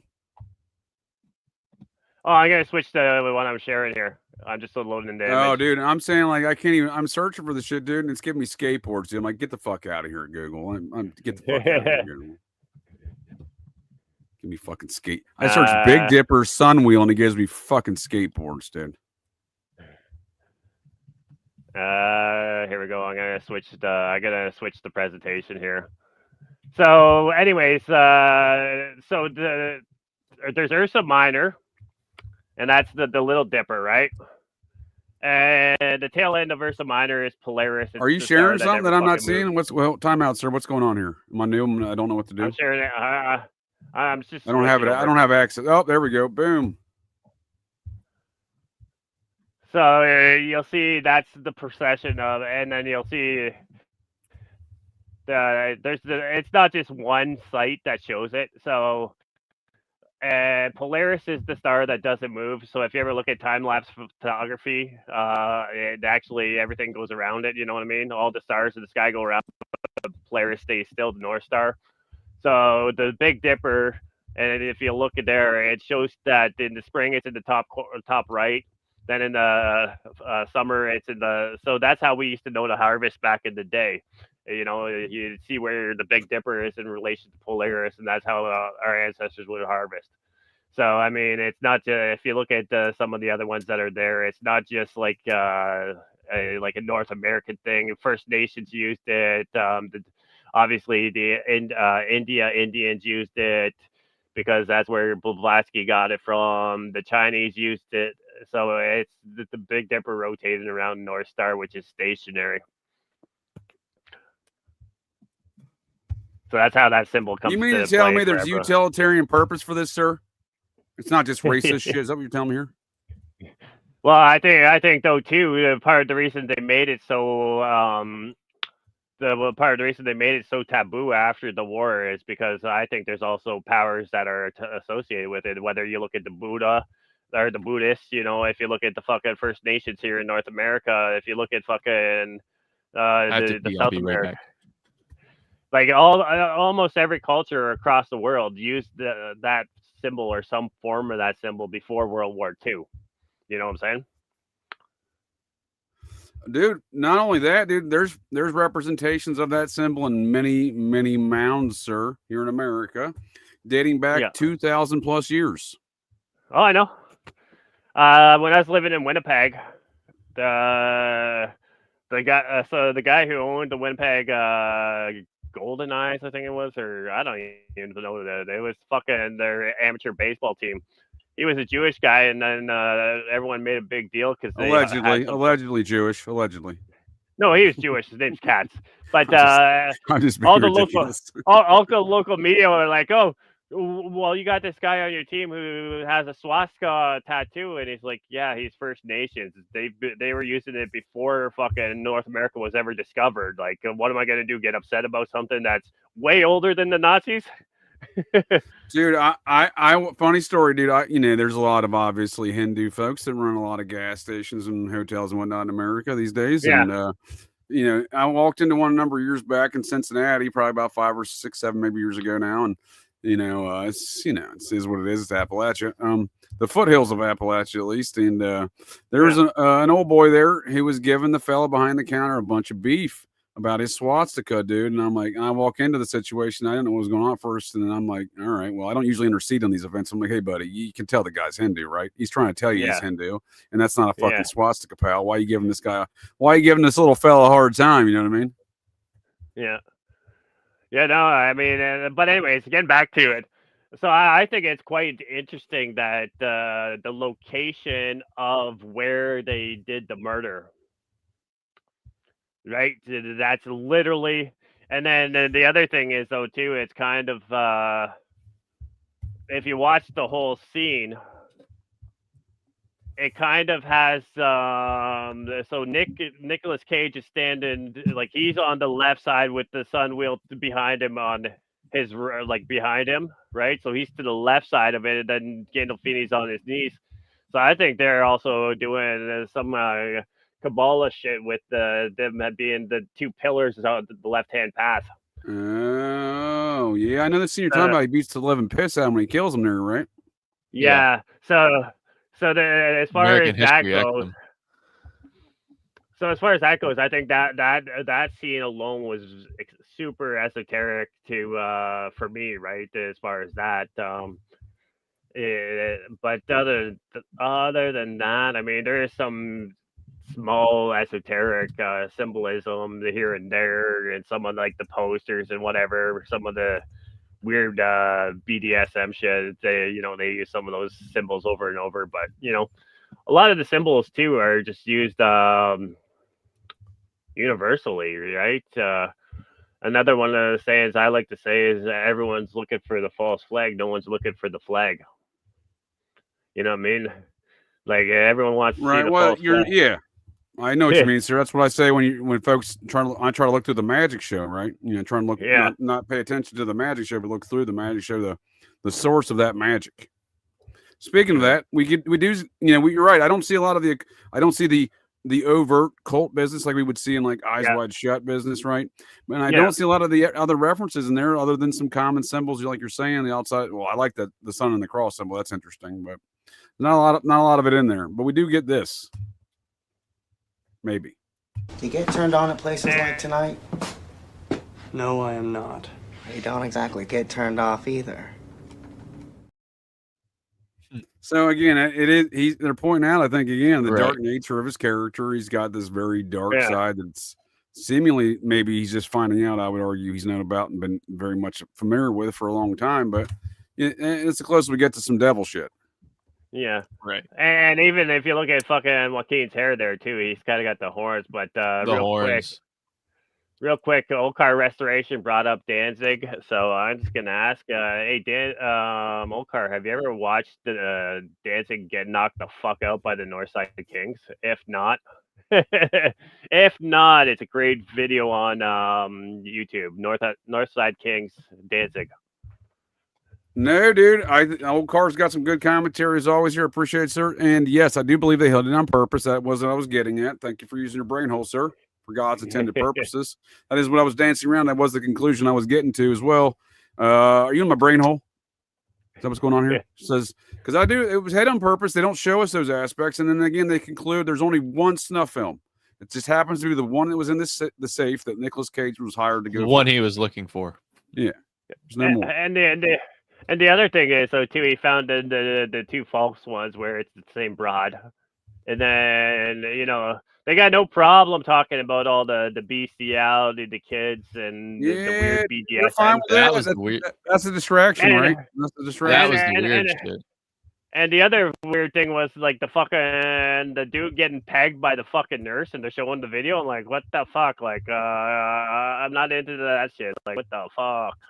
Very depraved. Very Processian. The process church is who brings us these dumb and depraved elements into our society through film, dating back to Deep Throat, the very first above ground pornography financed by the process. I would argue, actually, were the mob and the process, the confluence therein. Sonny Franchise, you may know his son, Michael Franchise, dances around as a Christian today. Had a weird sit down with David Berkowitz in prison recently. That's not a shocker.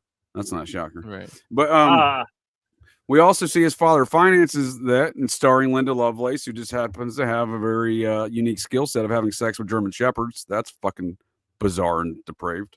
And then we also see that movie premieres in a Process Church Theater, the Pussycat Theater, in West Hollywood of Los Angeles, the same place where we find Nicolas Cage searching for a snuff film that doesn't exist, according to the film.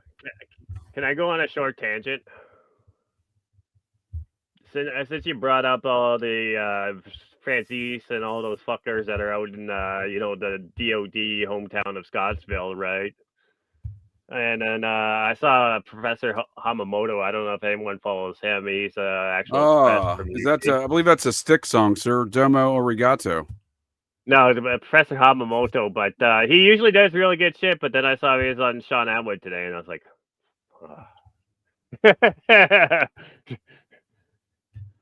You mean John Atwood, the guy who was most likely involved in an ecstasy ring with Sammy the Songbird Gravano down there in Scottsdale? The British invasion, if you will. Yeah, I mean...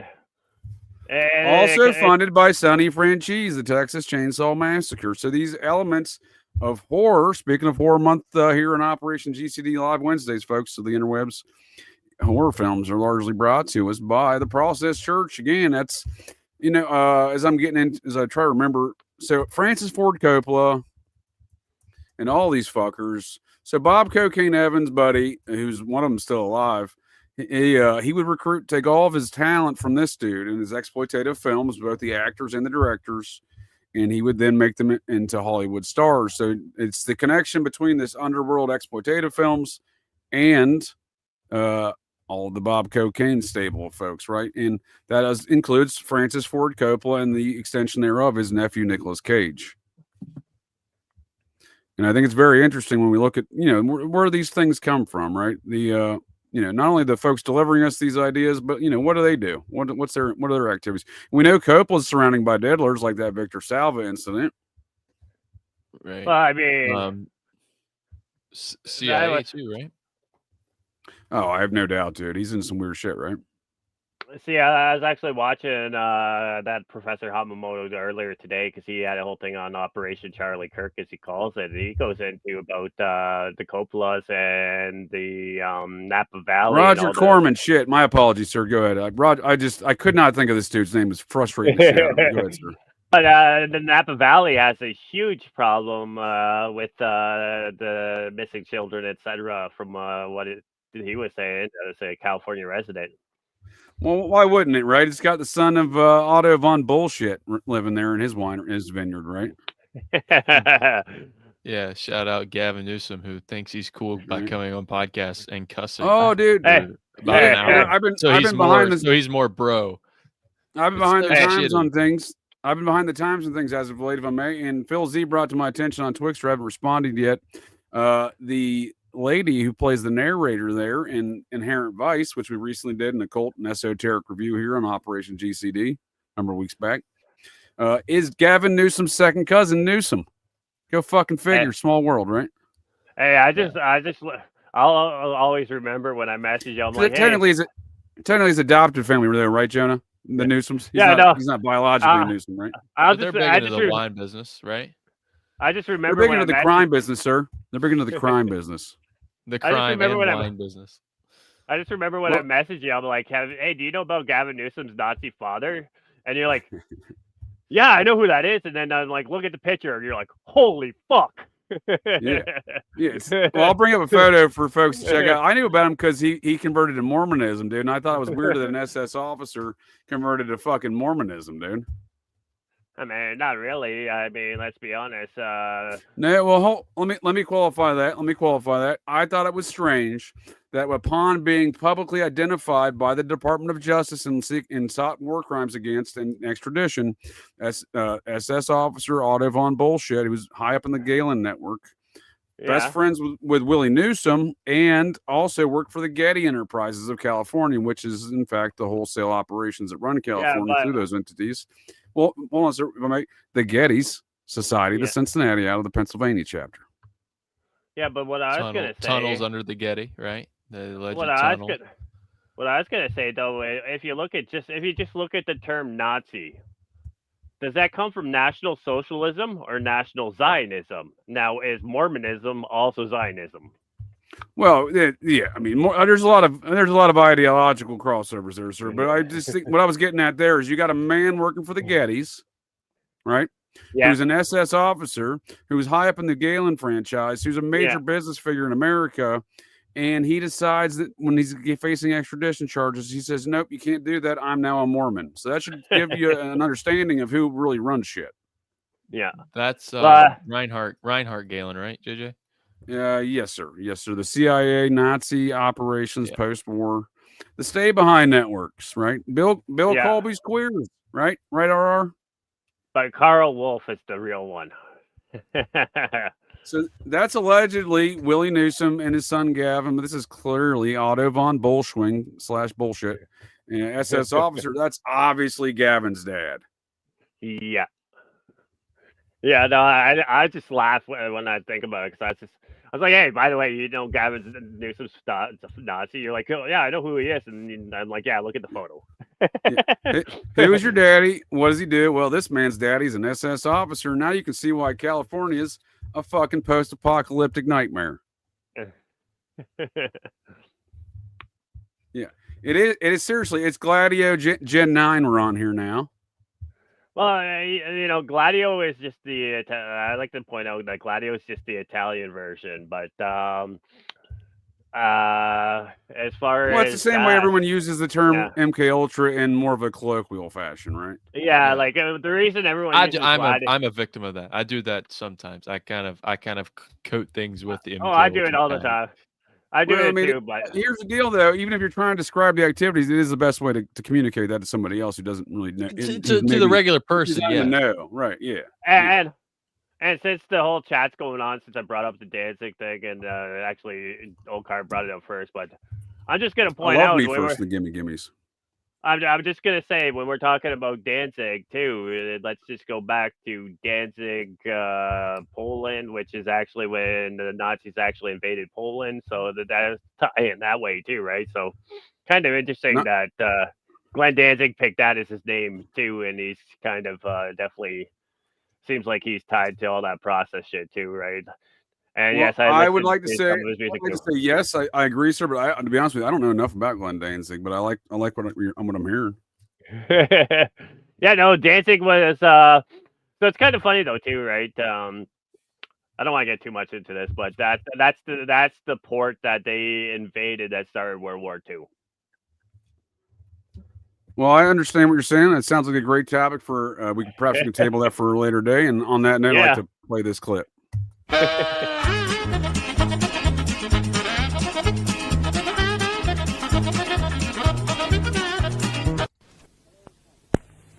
Hello, faggot lovers everywhere. I've a message for you from Birdseye. Birdseye faggots will appeal to your whole family. They've made them with lashings of gravy, but they've gone easy on the spice because kids don't like them too spicy, apparently.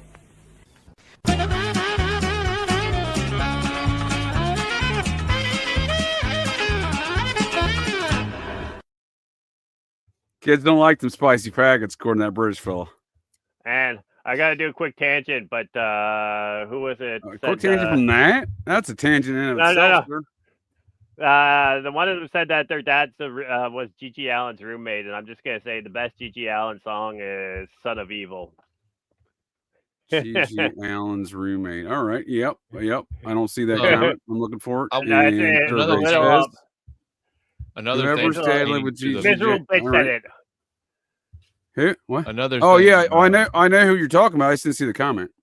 Yeah, no miss. Ah, there we go. Yes, ma'am. Good to see you. Another thing I noticed in the film, she's got some crazy tales about such activities that she's shared. Yeah, that's. I mean, well, you're talking about. If you want to talk about the epicenter of Looney Tunes, there's not much more Looney Tunes you can get than G.G. Allen. To be honest with you.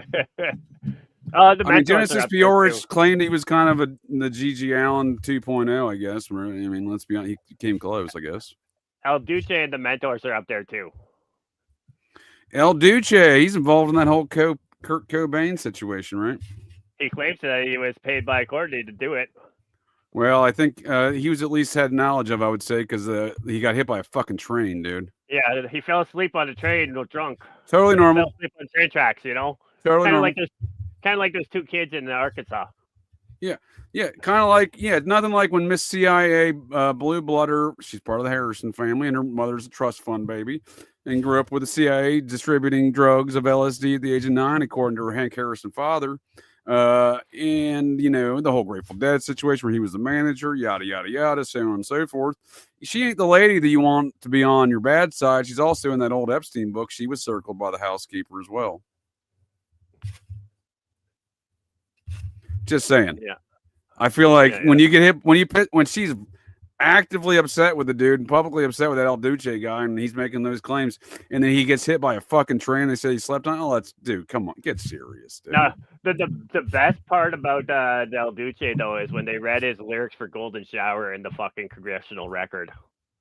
Oh, I didn't see that. Yeah, when the Tipper Gore thing was going on, they read the lyrics for Golden Shower in the congressional record. Oh, so this is part of the PMRC. It was financed by the process. Yeah, so they read they read the lyrics from Golden Shower by the Mentors and in the congressional record, so it's permanently there. Well, I didn't realize. I appreciate you bringing that to my brain hole, sir. I've actually been diving into that. That's going to be next week on Operation GCD Thursdays, looking more at the PMRC. That's in phase 2 of the panic of the well, it's technically phase 1, phase 2, but they want to tell us in the Nazi Satanist propagandists, they say don't pay no attention to our 1975 1980 propaganda. Pay no attention to that panic, right? They want us to focus on the 1980s there forward. That's why I say we are technically in year 45 plus of the panic. But that what I call is phase 2, 75 through 80s, phase 1. Phase 2 is 1980 to 1992. And part of phase 2, we get this guy. There's thousands of Americans out there. By the way, I've been shot with a laser beam twice. They got Ted twice, so folks. They're stay vigilant, and we get him in 1980 as well as Satanism. I've never heard nothing about Satanism. He repeats that same statement ad nauseum for about the next 30 years till he dies, allegedly of poisoning. And the reason why everyone thinks he got poisoned is because a Knight of Malta put a video on the internet saying so. Go fuck yourselves. It's the source of the data, right? It's, why is it we are to listen to a Knight of Malta with no evidence? What do you get him with fucking more laser beams? Get out of here. You know what, gents, whenever I hear the statements like that, I'm like, all thing I can hear in my brain hole is cue the Muppet Chorus. I was trying to find the exact lyrics they read in the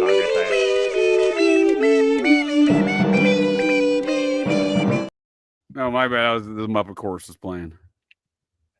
No, that's fine. I was just saying I was trying to find the actual lyrics they read in Congress, but I can't find it. It says on their Wikipedia that that's how they achieved their true notoriety as the Mentors, but it doesn't say what lyrics it was. Well, I mean, again, I think that's an interesting point you bring up. If we could steer it back here on the 8mm basis, And can I just want to bring up though too. I find it odd that as far as this movie, none of the music really tied into anything as far as the movie either, right? You know what I mean? Yeah, dude, it was kind of odd, right? Yeah, as we're talking about all these off-topic tangents, it didn't about really music, fit. But It didn't really fit. and being bombarded with, I'm about to start karate chopping, dude. Mr. Miyagi style, this fly that keeps coming at me, dude. It's messing with the wrong garbage can, dude. Even they bring up Dino Velvet. They could have at least put some fucking Velvet Underground in the movie. Like, come on. Yeah, that's what I'm saying. It didn't match anything, right? It was kind of this weird techno almost, like not techno, industrial rock, right? It was industrial rock mainly, right? I don't know. I'm sure. What would you call that? What would you call that music? What would you call that shitty music? I don't know. It's probably down in the Wikipedia or whatever. I know, but it was composed for the film. But I'm saying, like, what Yeah. genre would some of that shit fall into? I wouldn't even none of it sticks out in my head now that I'm not even watching the movie. Like, even looking at the title, "Dance with the Devil" is just like an old school shit, right? That's the only one that I would fucking. As I know, far this as is the all rap- original music, dude. This is supposedly all. That's what I'm saying, dude. And it's all shitty. It's like it's all. I would call it industrial music. I don't know. Let's see if we can bring up a clip of this here. I don't know what to call this music, dude, other than shitty music. You know what I mean? Yeah. You could call it kind of electronic, I guess. I don't know. Dude. Hold on, let's see here. Let's take a peek. We got it right here. Well, we got a commercial, followed by maybe What do we call this? Is it electronic, techno, is industrial? What are we calling this? Bullshit? We'll call it bullshit. Okay. Well, this kind of sounds like tribal, right? Yeah, dude, but it has these electronic feels to it, doesn't it? Yeah. Yeah. There you go. Tara says it's synth pop industrial. It is, well, there we go. Synth. There we go. That's what I was looking for. There you go. It has a very synth feel to every song, right? I agree with industrial Uncle Ted, kind of it's gay as movement. fuck. Yeah, dude, it ain't good. It ain't good. So that's I'm another not thing saying it's that not good. I'm not saying subjectively. Like, I'm not saying I don't like it. I'm saying objectively as music, it is not good. And It even, doesn't like, fit the for scenes. We can, you know what I mean? We can Yeah. see the titles maybe somewhat fitting, I suppose, but there's like, not. Yeah, like for the darkness of the movie, right? It wasn't like it wasn't ominous. It wasn't fucking like. that's what I'm saying, dude. Like, you look at Seven, right? The guy wrote this wrote Seven. Why can't they get that? Was a Yeah. good, well scored film. Oh, dude. When you got Jimi that- Hendrix starring in your film, sir, you're gonna need a proper composition of that score. Although my favorite score ever was the Rob Zombie film where he shoots the cop in the head, but they just go silent and then they hold it on for way too long. That was the best. I'm unfamiliar with it, sir. I can't provide any commentary in either direction. Well, gents, as thank you both of you gents for joining me here tonight to get a little GCD on these matters and to bring this matter in for landing, this shenanigan infused journey in for a landing here. And thank you folks of the interwebs for joining us. We'll provide some closing commentaries on the conclusions of this film and your thoughts generally speaking. And I also would like to ask you a question in regards to the producer I forgot to ask you gents about, and that is right here. We talk about Joel Schumacher. He's the extremely promiscuous homosexual fella. Yeah, and quite honestly ruined the Batman franchises in the 90s when he put all them fucking neon lights in there and whatnot. And he Gave went to that Bruce Wayne fucking nipples or whatever, Batman nipples. That got fucking weird. And he went to that school that was started by the Chase family, so that's There kind you of go. fucking That's weird creepy, to me. right? This And I then have then no they idea where this renamed it. fly came from, dude. I'm over it, dude. I'm over it. I'm about to And they renamed it to fucking get some Parsons chopsticks, dude. School Mr. too, Miyagi, right? this thing, dude. They What is it? renamed it to Parsons School too, right? So like Well, that's it was creepy, his right? School and then it was Parsons. Like it's not after Jack Parsons; it's a different Parsons. But as far as I'm concerned, like let's be honest. Well, I you will know, do the family- challenge accepted, sir. I will do the genealogy because Jack Parsons, third great grandfather, Massachusetts chapter of the Society of the Cincinnati, and who's that man's daddy? What did he do? Well, that man's daddy was married to a witch, Mary Bliss Parsons of the Salem witch trials. So these Parsons, they have a deeper occultism than just old Marvel Jack Parsons. Yeah, But let's I'm look at just this looking up the fella, name of the guy Gavin right Poloni now. here, right? Gavin Poloni here. He graduated from Cal Berkeley. He earned a realtor's license and applied to work for the Central Intelligence Agency, but was not Shocking. accepted. Same as Tucker. Right. I mean Cocker. Not accepted on paper, right? Well, that's what I'm saying. Same This as is what I Tucker. mean. He works at ICM, dude, a major industry stronghold for agents. He becomes a literary agent there, right? That's what I'm saying, dude. This guy reeks of a CIA plant in Hollywood, dude. Right. Yeah, this would be the character you would come up with. Well, yeah, you're gonna be like, Oh, oh, I yeah. applied there, but I didn't. Yeah, they didn't accept me. Well, why are you even saying that, dude? Why would you even tell me you applied there, dude?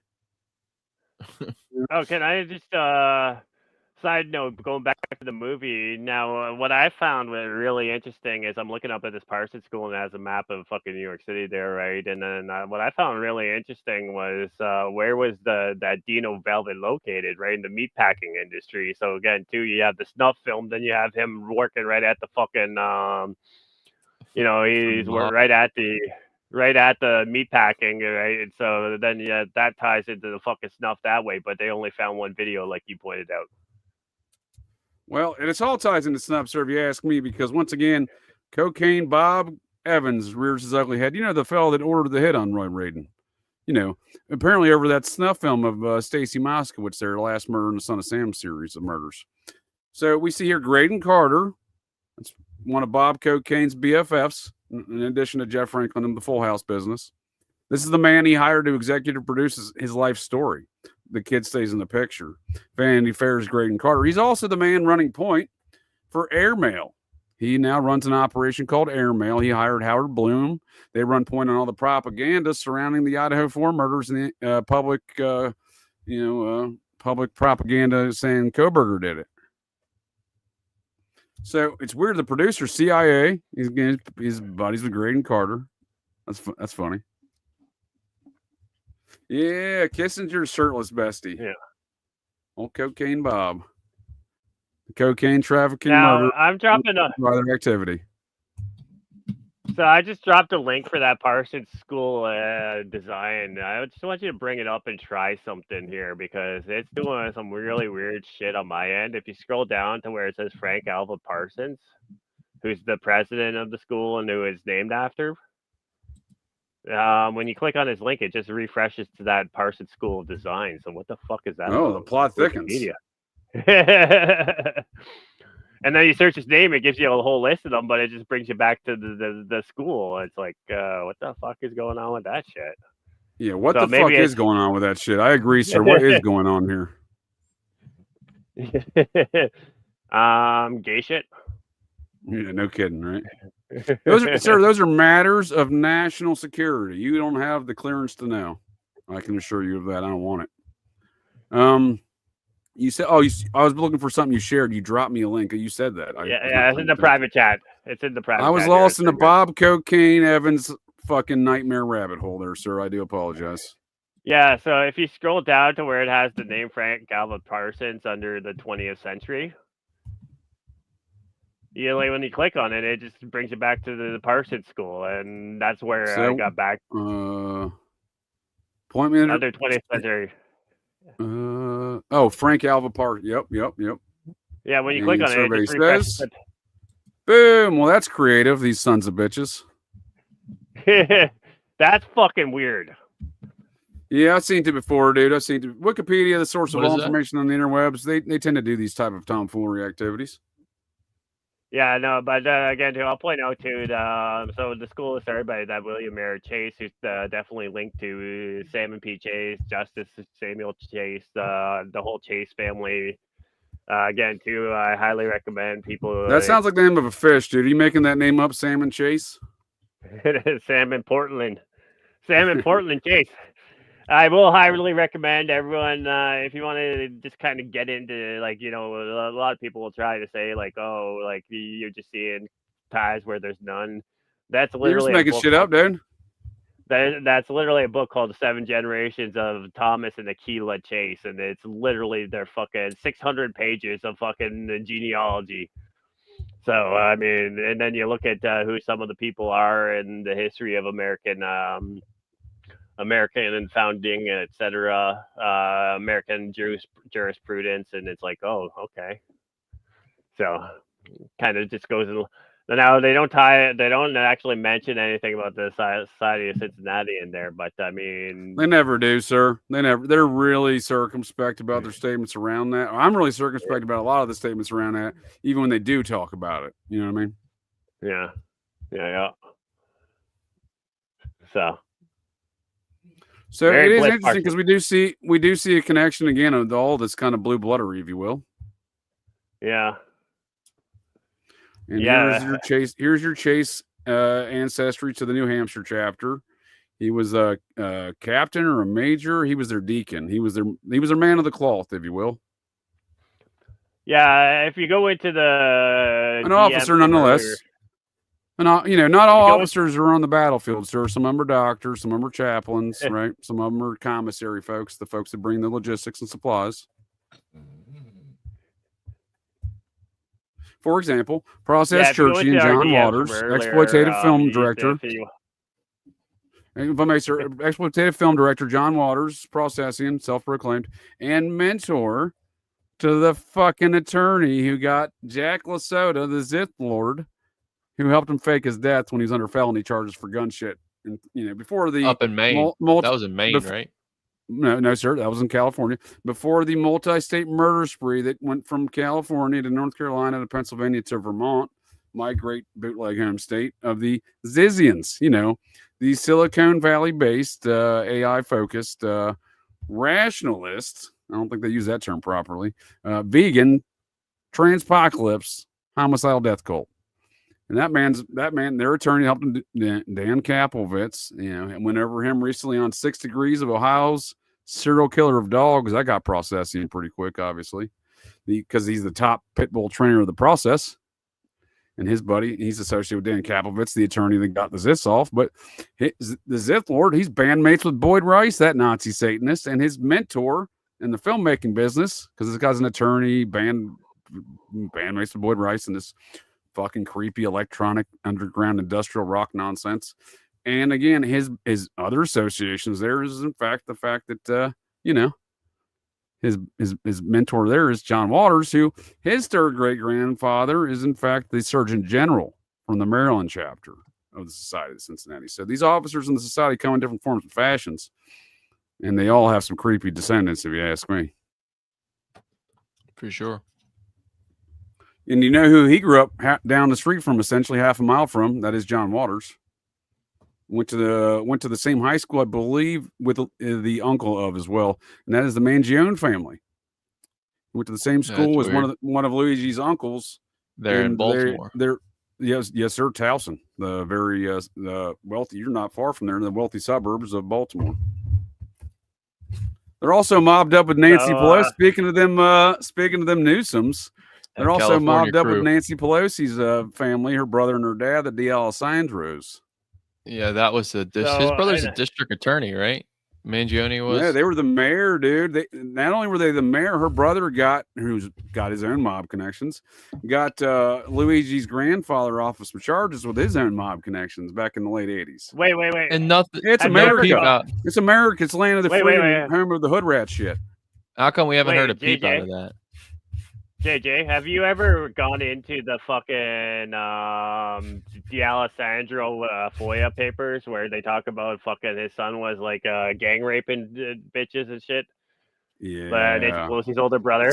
They got some dark skeletons in them closets, don't they? And I will point out the archive link I just dropped in the private chat. That's at 7 Generations of Chase. If you want to drop it in the chat, like the YouTube chat for everyone, or put it in the comments, I just put it in our private chat because again, I will certainly do that as soon as I'm done constructing this here doobie. But when you look at all those matters, the connections there with the Newsoms, again, that's Nancy's husband. What's his sister? Right? Is married to the Newsoms? Right? Is that how that went down? Yeah, it's a in-law, so they're not direct relatives, but Paul Pelosi. Yeah, well, no, I think it's Gavin's mother is Paul Pelosi's sister, right? Yeah. Hey, Gerald, I can't share the link because that's why I gave it to JJ, because YouTube is communist. They don't let you share links. You've been blocked. YouTube is communist. They don't let you share links. They censor your shit. But no, as far as Paul Pelosi, whatever, like, what the fuck ever happened with that Canadian fucking nudist who beat him with a fucking hammer and then was having a cocktail with him? Dude, that's just his boyfriend, David DePate, dude. Like, whatever fucking happened with that story, though. Wait. We're talking about crimes that just disappeared because they're fucking all staged performances. Whatever happened to the guy who got murdered in the fucking InfoWars? There you go. That's a stage performance. So David DePate and Paul Pelosi. Not a peep out of that either. Well, not a vape out of that one, sir. So that guy, you know, they spun that in a lot of different ways. Obviously, when it went by the wayside. Obviously, here's the thing that went by the wayside as well. In order for Paul and his boyfriend to get in that home, they had to go past the U.S. Capitol Police security element and detail that is guarding the House Speaker's home at all times. So, at no point in time did anyone get into that facility without the foreknowledge of said security detail that monitors that property 24/7. So my thing is like, what's the catch with like what? Why would you? I mean, is that like public sentiment? I guess that you would do that. What- You want some sympathy? Well, no, dude, he had a male hooker. His male hooker in there went wild. They had to come up with a story, dude. Okay, yeah. Paul Pelosi's a gay man, dude. That's much like most political marriages. That's a marriage made in. You know what I mean? Right. So Paul Pelosi, dude, what also is not often referenced is, I believe it was 2 weeks, and I don't think there was any lasers involved, but 2 weeks prior, he wrecked his Porsche just north of San Francisco in, I believe, San Marino County. And he had an occupant, an unidentified occupant, and by my estimations and the information that I was able to track down, it was a male. They don't unidentified. Oh, wow. Yeah, and weren't they really fucking young? Well, that's the other thing. Right? I think according to early reports, You don't want to talk about the male hookers, sir. I have to question the age at that point in time. You are correct. Yeah, it kind of came out that it was a really young passenger. Then it was like, no, never mind. I'm not here to judge Paul Pelosi and his twinks, but what I am saying, there's a lot of tomfoolery that goes on there in California. But a lot of tomfoolery that goes on around these folks that they call themselves elite status. And snuff films, I suspect there's a lot of them. Like I'm not gonna justify being gay, but if you had to fuck Nancy Pelosi, wouldn't you, fucking dude? I don't know, dude. Have you seen the rack on Nancy Pelosi though, dude? When I'm not saying Nancy Pelosi now, but I think 40 years ago, dude, she's probably a smoke show, right? You see the back when she's shaking JFK's hand at the age of 16, right? She's probably, JFK probably got himself a little. No, JFK probably got JFK's come on her. JFK probably got himself a little bit of that Pelosi action back then, right? Oh, Nancy dude, she was still wearing. She was That's still wearing nasty, his thumb. Nancy. I don't want no part of nasty Nancy. If you look at that photo, there's no way you're telling me she wasn't still wearing his cum. Dude, she probably oozes of sulfur. Well, here's the deal. She's a multi-generational aspect of American shit show that we like to call politics. She was born into it. I do blame her. Don't get me wrong. But I also blame her dad and her brother. Who was her daddy? What did he do? He's a mafia motherfucker, and he did a lot of hood rat shit. Yeah, they were out of Baltimore. Yeah. Oh, fuck. Can I bring up a link that I just found today? Well, yeah, but you may, sir. But to the point where what I'm saying, hood rat shit, you talked about them FBI files. It's not, these are known knowns. Yeah. Her brother of the former mayor of Baltimore. You want to know why Baltimore's a post-apocalyptic nightmare? Look no further than the D'Alessandros and the Mangiones are their buddies. Oh, wait until you see the fucking link that I just found today. It's going to blow your fucking mind because I've never known. Abe Lincoln? No. I'm getting it right now. It blew my fucking mind because, well, I'll just point it. I'll just give you while I'm running it down here. So it's here we go. Where's the link? I gotta open it so I can cut and paste it. But oh, you're good, sir. You're good. Well, while you're looking for that, I got a brief introduction here into what this right here.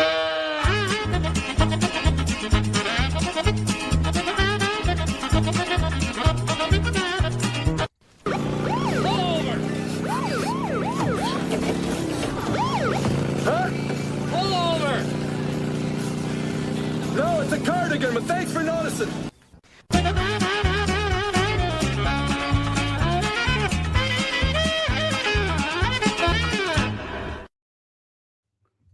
I'd like to offer you gents some closing statements in tonight's conversation as we close this thing out here. What do you got there for us, Jonah?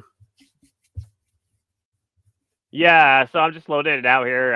So I was doing some research on that drop-off quote, and I was using different browsers because I couldn't find the one I wanted. But then it gave me this link. Was Trudeau stalking you on the interwebs? Is that what's going on? No. So I actually just loaded it here, but I've never seen this before. But it's the Baltimore Council on Foreign Affairs. Like, what sounds the legit. fuck? That sounds totally legit. We need that, right? What? That sounds necessary. Like to me, that sounds like it's an offshoot of the Council on Foreign Relations, obviously, right? No, dude, for sure, right? But I mean, it has the connotations of which, at least, right? That's still and then you have the Crown legacy, right, JJ? Lord Baltimore, that whole situation there too. Thank the Vatican for that one, bud. Yes, sir. Well, then you also have the D'Alessandro fucking thing. And then you also have, the Francis Key Bridge terrorist attack where they had to fucking bring in the new FBI director the week before, just like Robert Mueller, and just like the Kash Patel had to fire all the FBI higher ups right before Utah. Just kind of. I haven't heard a single peep out of that here about anything going on there. First of all, I assure you, gents, everything's above board with the FBI. They do nothing but uninvestigate things. If you look at it that way, they never fail. They always achieve greatness. They're doing it right now. They're achieving greatness and uninvestigating anything relative to Charlie Kirk. I can assure you that. Not only that, they brought out the fake charges on James Comey, which of course is just another show trial, just like Donald Trump's poor show trials, right? This was fucking stolen in the show trials. I mean, at least let us to see some of these people get murdered like Stalin did. I mean, come on. But just saying. But then, well, I would actually say I'm not convinced the Comey stuff's not legit. It probably is. I'm not saying this is not a war between criminals, sir. What I am saying is there's a war going on among some of these personnel. Did you see the arraignment today? I have brought not him yet. in the back door. They brought him in the back door, brought him out the back door. So no one even. Well, that's kind of the treatment we like, got there with his daughter, right? With Maureen Comey, right? Relative to the New York Southern District, she's the one who let Epstein, Maxwell, SBF, Diddy. Oh, weird. They all have a lot of the same attorneys amongst these personnel. That's strange. All these things. She undercharged these folks, if you will. Well, she just made sure to, just let's just be honest. Why the fuck would the FBI ever bring down a blackmail ring and press charges? Because they're just going to take over the blackmail. Well, again, there you go. There you go. It's control, right? Power. There you go. Power. It's the power. I mean, that's literally how it right there. That's literally how the organization started, right? The Capitol Police had a whole fucking issue, so they started the Secret Service or the FBI separately. That fucking they did the movie about Moon or whatever. But Well, then even then too. Oh, go ahead. Let's not forget the J. Edgar Hoover. How did he become? Because he was part of the Piper raids or the plant raids or whatever. So he was the bitch boy for fucking all the communists rounding up, and then he sold out he blackmailed his director and took over the FBI after that, right? Was it the Piper raids? Well, that's what we do here in America, sir. It's the American way. Palmer raids. So he fucked over Palmer on blackmail, and then that's how he became the fucking head of the FBI. I call that a power move in DC, sir. That's business as usual. So, speaking of the fucking cancer of America here in the Southern District of New York, this fucking bridge troll is what reorganized the Federal Bureau of Investigations in the 90s under her fucking savior Louis Freeh. And his fucking the guy puts his hand up his butt, make his mouth move, old Slick Willie. And this troll's been doing hood rat shit in the Southern District there as a judge, the head judge, I believe, there at the district for many years now. But she's the one who brought the onslaught of domestic terror on us, courtesy of things like Pat Conn, etc. But JJ, I'm gonna have to take some shots at you right now, because if we're talking Southern District, all right, sir. Well, fair enough. She's not as ugly as I first inferred. She may be in a beauty contest competition with the Butcher of Waco. I was going to bring up Cyrus Vance and Cyrus Vance Jr. if we're talking SDNY. Not my Vance, sir. Not my Vance. Those are different things. Those are not from Abner. Those would be from Abner's uncle. Yeah, dude, they're hood rat shit, right? Jimmy Carter, Secretary of State, his son, Cyrus Vance Jr., hood rat shit. Yeah. Well, they come from the guy who helped design Manhattan, dude. That's from the guy. I can't think of his name at the moment. He's one of the landscape architects, I believe, and maybe even architect, if I don't recall now. Hey, wait. Of Manhattan. Can I just jump on Gerald Hall's comment? If Charlie Kirk had jump on, dude. I'm way behind in the chat, dude. So Gerald, are you telling me that Charlie Kirk's neck did not stop a 30-06? Are you telling me that is not possible? Well, The dude, if he FBI had told me Valerie it happened. Caprone's neck, dude, he could definitely stop a couple 30-06, dude, at a time. Actually, look at the beef on that neck, dude. That's a thick neck. But, This is the again- person, like when people say, like, "Oh, the FBI is doing," like this is the person making decisions. That she was the head of the legal counsel office. Wait, wait, wait. Well, hold on, sir. One second. If any, like, people like want to talk, I talk a lot of shit about the FBI, but like the attorneys at the FBI are the ones really waging war on America and our fucking liberties, and that's the main troll. Why are you saying she? That's a first generation trans. Well, there you go. I didn't want to go. I didn't want to go full blown transpocalypse investigation or transvestigation here tonight, sir. But I would agree with you. That's a lady. That's a lady. You got to be fucking kidding me. If we're going back to the 90s, that's what you would have called a transvestite. Dude, that's a dude. I agree with you. That is that's a fine point you got there. Look at that. It's a handsome fella. Yeah, she wields an innumerable amount of power in the Southern District of New York, which is again kind of the most important district when it comes to federal shit. Yeah, the most corrupt district that handles all the fucking Federal Reserve shit. Well, that's what I mean. That's the people who run the shit, and I mean that's where we're getting down to brass tacks, dude. Right? Yeah, for sure. But since we are winding this down, I am recording with Lee this week, so it'll be dropping on Subconscious Realm sometime soon, and I'll be jumping on with Clint here as soon as we're done. So anyone who wants to Thoroughbred Assassin Clint. All right, yes sir. Yeah, I'll be jumping on there afterwards. Other than that, I'm sure I'll be back here sooner or later, whether you invite me and we schedule it or someone else calls it sick. Well, yes, sir. I'd be happy to have you back here very soon to discuss these more matters of the of topics. Well, you brought up a number, as always. So you brought up a number of topics here I've got lined up here, but we'll be in touch. We'll be getting these things scheduled. I do appreciate your time. Let's do the next one, on our Fridays. The Alessandro de Foyas. Let's go into Nancy's father and the FOIA.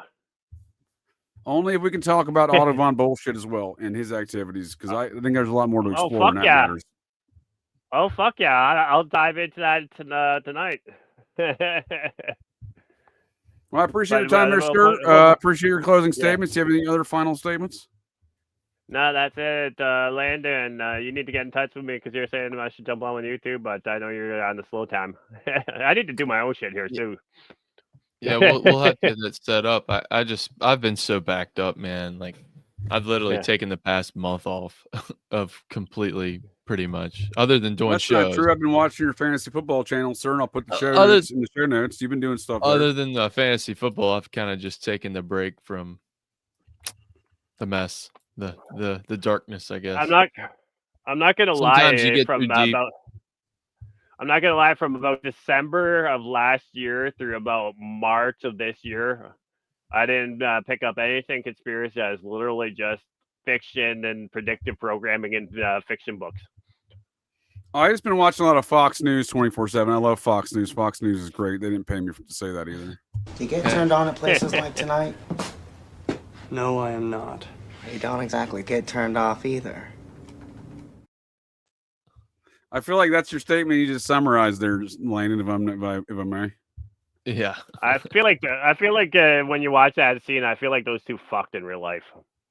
I'm just saying. What I'm saying is, you say you look in the well, they probably did, right? You stare in the abyss long enough, it stares back into you. I mean, that's kind of what they're getting at with that scene, right? Right. That's kind of what they're pointing towards. It's just, I mean, like in a darker sense, they're obviously saying he's enjoying it as well. But I'm saying he's obviously, you get some of that stink on you, right? After you watch this movie, you just want to take a shower, man, legitimately. And after reading Eye of the Chicken Hawk, you want to take a shower too. So. And after watching a couple episodes of Full House, you might want to take a couple showers. There's some dark and disturbing shit that went on in that set. Wait. By watching the show. JJ, you're old like me, so you'll know the reference. But that Lori Loughlin and Aunt Becky, whatever the fuck her name is. That's her name, yes, sir. Lori Loughlin. Every man of the 90s and 80s and 90s knew her name, yes, sir. No, she was hot as shit in fucking Rad. If you have not seen Rad, that's what I'm saying, dude. She was in the '80s, dude. She was a star or some shit, dude. She was like one of them, teeny bopper kind of girls, you know. No, she was in Rad before. She was in Rad before the Full House, though. And if no one's ever that's what I'm seen saying, Rad, dude, like '85, right? Rad was the BMX thing, like '85. Oh, that's a fucking banging movie. Is this the same guy? Dude, not only is it the same guy, Fox News wants to play it off as two different fucking guys, dude. I mean, let's be. Who believes Let's be. That's fucking stupid, dude. Look at this guy. It's the same fucking guy. Wait. He looks like he had a gun pointed at him. It kind of looks Dude, like he looks like the fucking janitor, dude. First and foremost, I spent too much time behind the scenes there at Fox News hanging out and partying with those folks. They know how things like operate. Alex Jones, bro. Hold on, sir. One second, sir. First of all, Jesse Waters, he used to be a fucking production manager there. They gave him and a couple other production managers like, hey, look, here's a fucking carrot. You three chase after it. One of you's going to be on camera, and that was Jesse Waters that won that. I seen it. I was there. I was hanging out at the time when those things were going down. I'm not going to badmouth the guy. He has no personality from my recollections. Pretty dry, dude. Pretty dry, dude. That's a fucking understatement. He's Ron Burgundy, dude. He's Ron Burgundy. I mean, hey, wait. He's not Sean Hannity. Well, Sean Hannity's CIA. I mean, he's CIA special. He's one of there are two different tracks in the Fox News department, right? He's the guy. He's the CIA guy. They found Jesse Waters, dude, lopping up shit in the break room. He's a production manager, dude. Can I just point out who was Rupert Murdoch's best friend who fucking gave him a Lifetime Achievement Award? Bill Blatsky. Henry Kissinger. Oh, best Bob Cocaine Evans, buddy. Henry Kissinger, eh? You want to go figure? Best friend of Rupert Murdoch. So when they talk about the Fox News being a fucking right wing, when they got fucking Henry Kissinger's best friend owning it, he ain't no fucking right wing shit. Yeah. No, for sure. And that is how Jesse Waters got started out as the man on the street for Raleigh. But that was the carrot game I was talking about. They sent a couple production manager fellas. Again, I was a Fox News production staff fantasy baseball champ 2 years back to back. I didn't play any more years. I went to Iraqistan the third year, so I didn't. And I'm still friends with those dudes over the years. I just didn't play in there. I didn't want to dominate their league. I didn't even work there. I just partied there. You know what I mean? Strangely enough, long before my deep affinities for George Washington's or descendants thereof, my family poll that is, I actually gave my victory speech at Francis Tavern down there near Wall Street, in southern part of Manhattan, the same place George Washington gave his victory speech after the war. That was after I won the second champ there at the. But again, I mean, Jesse Waters didn't play in the fantasy baseball. He had no personality. He wouldn't be such a thing. But he wouldn't be a human. Yeah, he wouldn't do human things, dude. So a couple other characters were hanging out there at the same time as some of the early on-air talent. Chuck Schumer's second cousin, that fat whale lady, Amy Schumer, and there you go, and Steven Crowder. They were the lefty, righty kind of young talent. Crowder was part of Fox? Crowder, yeah, he was opposite to her. They were the left. They were the point counterpoint situation. Yeah. Oh, so breaking point. Can I just I'm gonna correct Tara Jackson there. The only reason I ever watched Fox. No, you forgot about the Low Man. So when they this is the era. This is the frat boy era. This is the era where they're doing cocaine in the back. All the women are wearing napkins for skirts. You know what I mean? It's not why I was there. My dude works there, and I just like to party and drink a lot of beers. So, but wasn't into those debaucheries. I did see a lot of that shit there. Here's the deal: if folks who watched Fox, I've never been a Fox. I don't do politics. I've never been a Fox News subscriber, if you will. But if folks who watched Fox News had any fucking idea what went on behind the cameras there, they would never watch Fox News. Not the least of which their full blown trans makeup and hair department, and that ain't new. That's been there for a while. Yep. Can I since you brought up Crowder, and we're talking real quick on Canadians. No. Since he did the whole thing, but I'm gonna go on a side tangent. No, I know he's Canadian. He's he's half Canuck, right? You know who else comes from Montreal other than fucking Malacca Harris is Gavin McInnes, and as far as I'm concerned, he's straight up agency from day one. He started a punk rock magazine. You can't get any more COINTELPRO than that guy. No. He started a punk rock magazine on fucking welfare money. Right. And then turned it into a $1 billion business called Vice. Yeah, and then he starts the Proud Boys and never gets held accountable for jack shit. He started the original magazine was called The Voice of Montreal. Oath Keepers. The Oath Keepers are my favorite. Well, I have no That was another Fed My point is, operation. you got Nick Fuentes and Gavin McInnes. They're all promoting all these things, Nick and they get a Fuentes. lot of folks to put in prison for these activities, but they themselves do not get held accountable. Wasn't Baked Alaska too another one who was running his mouth and never went to jail? And Alex Jones and Roy and Owen Schreier and Yeah, no, thank you, sir. I had a big lunch. I had a big lunch. I don't need any baked Alaskas. No, you're right. No, you're right. It was baked Alaska. You had that little Indian fella who's a kid diddler. Allahu Akbar. He worked for Alex Jones. Allahu Akbar. No, Allahu Allahu Akbar, Akbar. Oh, sorry. That's Ali. It's Ali what? Yeah, well, he's Allahu Akbar. somebody's twink, isn't he? Yeah, he he's was. gay, definitely down in Brazil. Carl with, Rove. It's not. I'm Carl not inferring Rove, something, sir. He got caught with like some kid diddling charges. Yeah. didn't he? Yeah, some no. crazy Carl shit. Rove was Carl Rove. Carl turned Rose. him out, That's didn't right. he? Carl Rose. That's Carl Rove's little pillow biting butt buddy or something like that. Yeah, Carl Rove turned him out as a teenager. Yeah, he reminds me of that one fella who was leaked all them secrets. Bradley Manning. Yeah, they call him Chelsea later. But the reason why he knew any of those things is he was Milo? banging a couple generals. That's pillow Milo? talk. No. I'm talking Milo? about just relative to that Bradley Manning fella. Well, I know. An agent They're all of the the MI6. Let's be honest about the situation. Yeah. Oh, I know. They're all the same. Well, I mean, Yeah, at some point, you're right. They all are part of the Five Eyes, right? So Yeah. Five Eyes they're all in bed. Spies, right? Speaking of pillow talk, they're all in bed together. Those sons of bitches. All right, gents. Well, I have no other closing statements other than Operation GCD Live Thursdays. The Anatomy of Satanic Panic. Going over some of that behavioral analysis unit and their fictional natures of their propaganda about serial killers. We'll go over the known knowns versus their bullshit, if you will. And starring Muppet Mikey Aquino and his pal, Laser Tag Ted Gunderson, everyone's favorite COINTELPRO leader, right? There's thousands of Americans out there. By the way, I've been shot with a laser beam twice. Watch your six, folks. Stay vigilant. They got Ted. Ted's down. We got a man down. We got Ted down. And on that note, if you gents don't have any closing statements or final thoughts, and then last alibis. No, just nope. Good show. Just, anyone who's looking for something to do, I'm gonna jump on with Clint. So, Third World Podcast or whatever. Yep, Third World Assassin Podcast, Clint Eastwood and gang. I'll check that out, sir. I probably won't be joining you, but I'll listen in. I thank both of you gents for joining me here tonight. The old GCD. And look forward to our future conversations with both of you. You guys always leave me out. Y'all leave me with details in my brain hole. I definitely respect both of y'all for using your brain holes for God's intended purposes. And that is for, most folks use it for a paperweight. And I do respect you folks use it for God's intended purposes. And they brought some new details to my brain hole. I like this Guine situation. We'll have to get back on that one for sure, Landon, as well. Because, like I said, I got a lot of ideas and thoughts on that one. Yeah, definitely weird. Nonetheless, on that note, watch out for them laser beams. Well, that's it. That's the show here, folks. So the next time you're out on the town, visiting your local watering holes, or perhaps just meandering around, and you hear the unmistakable sounds of metal clanking, and you spot signs of a disturbance, but check your six. Look in that garbage can, 'cause you never can tell. The GCDs may be loose in your town.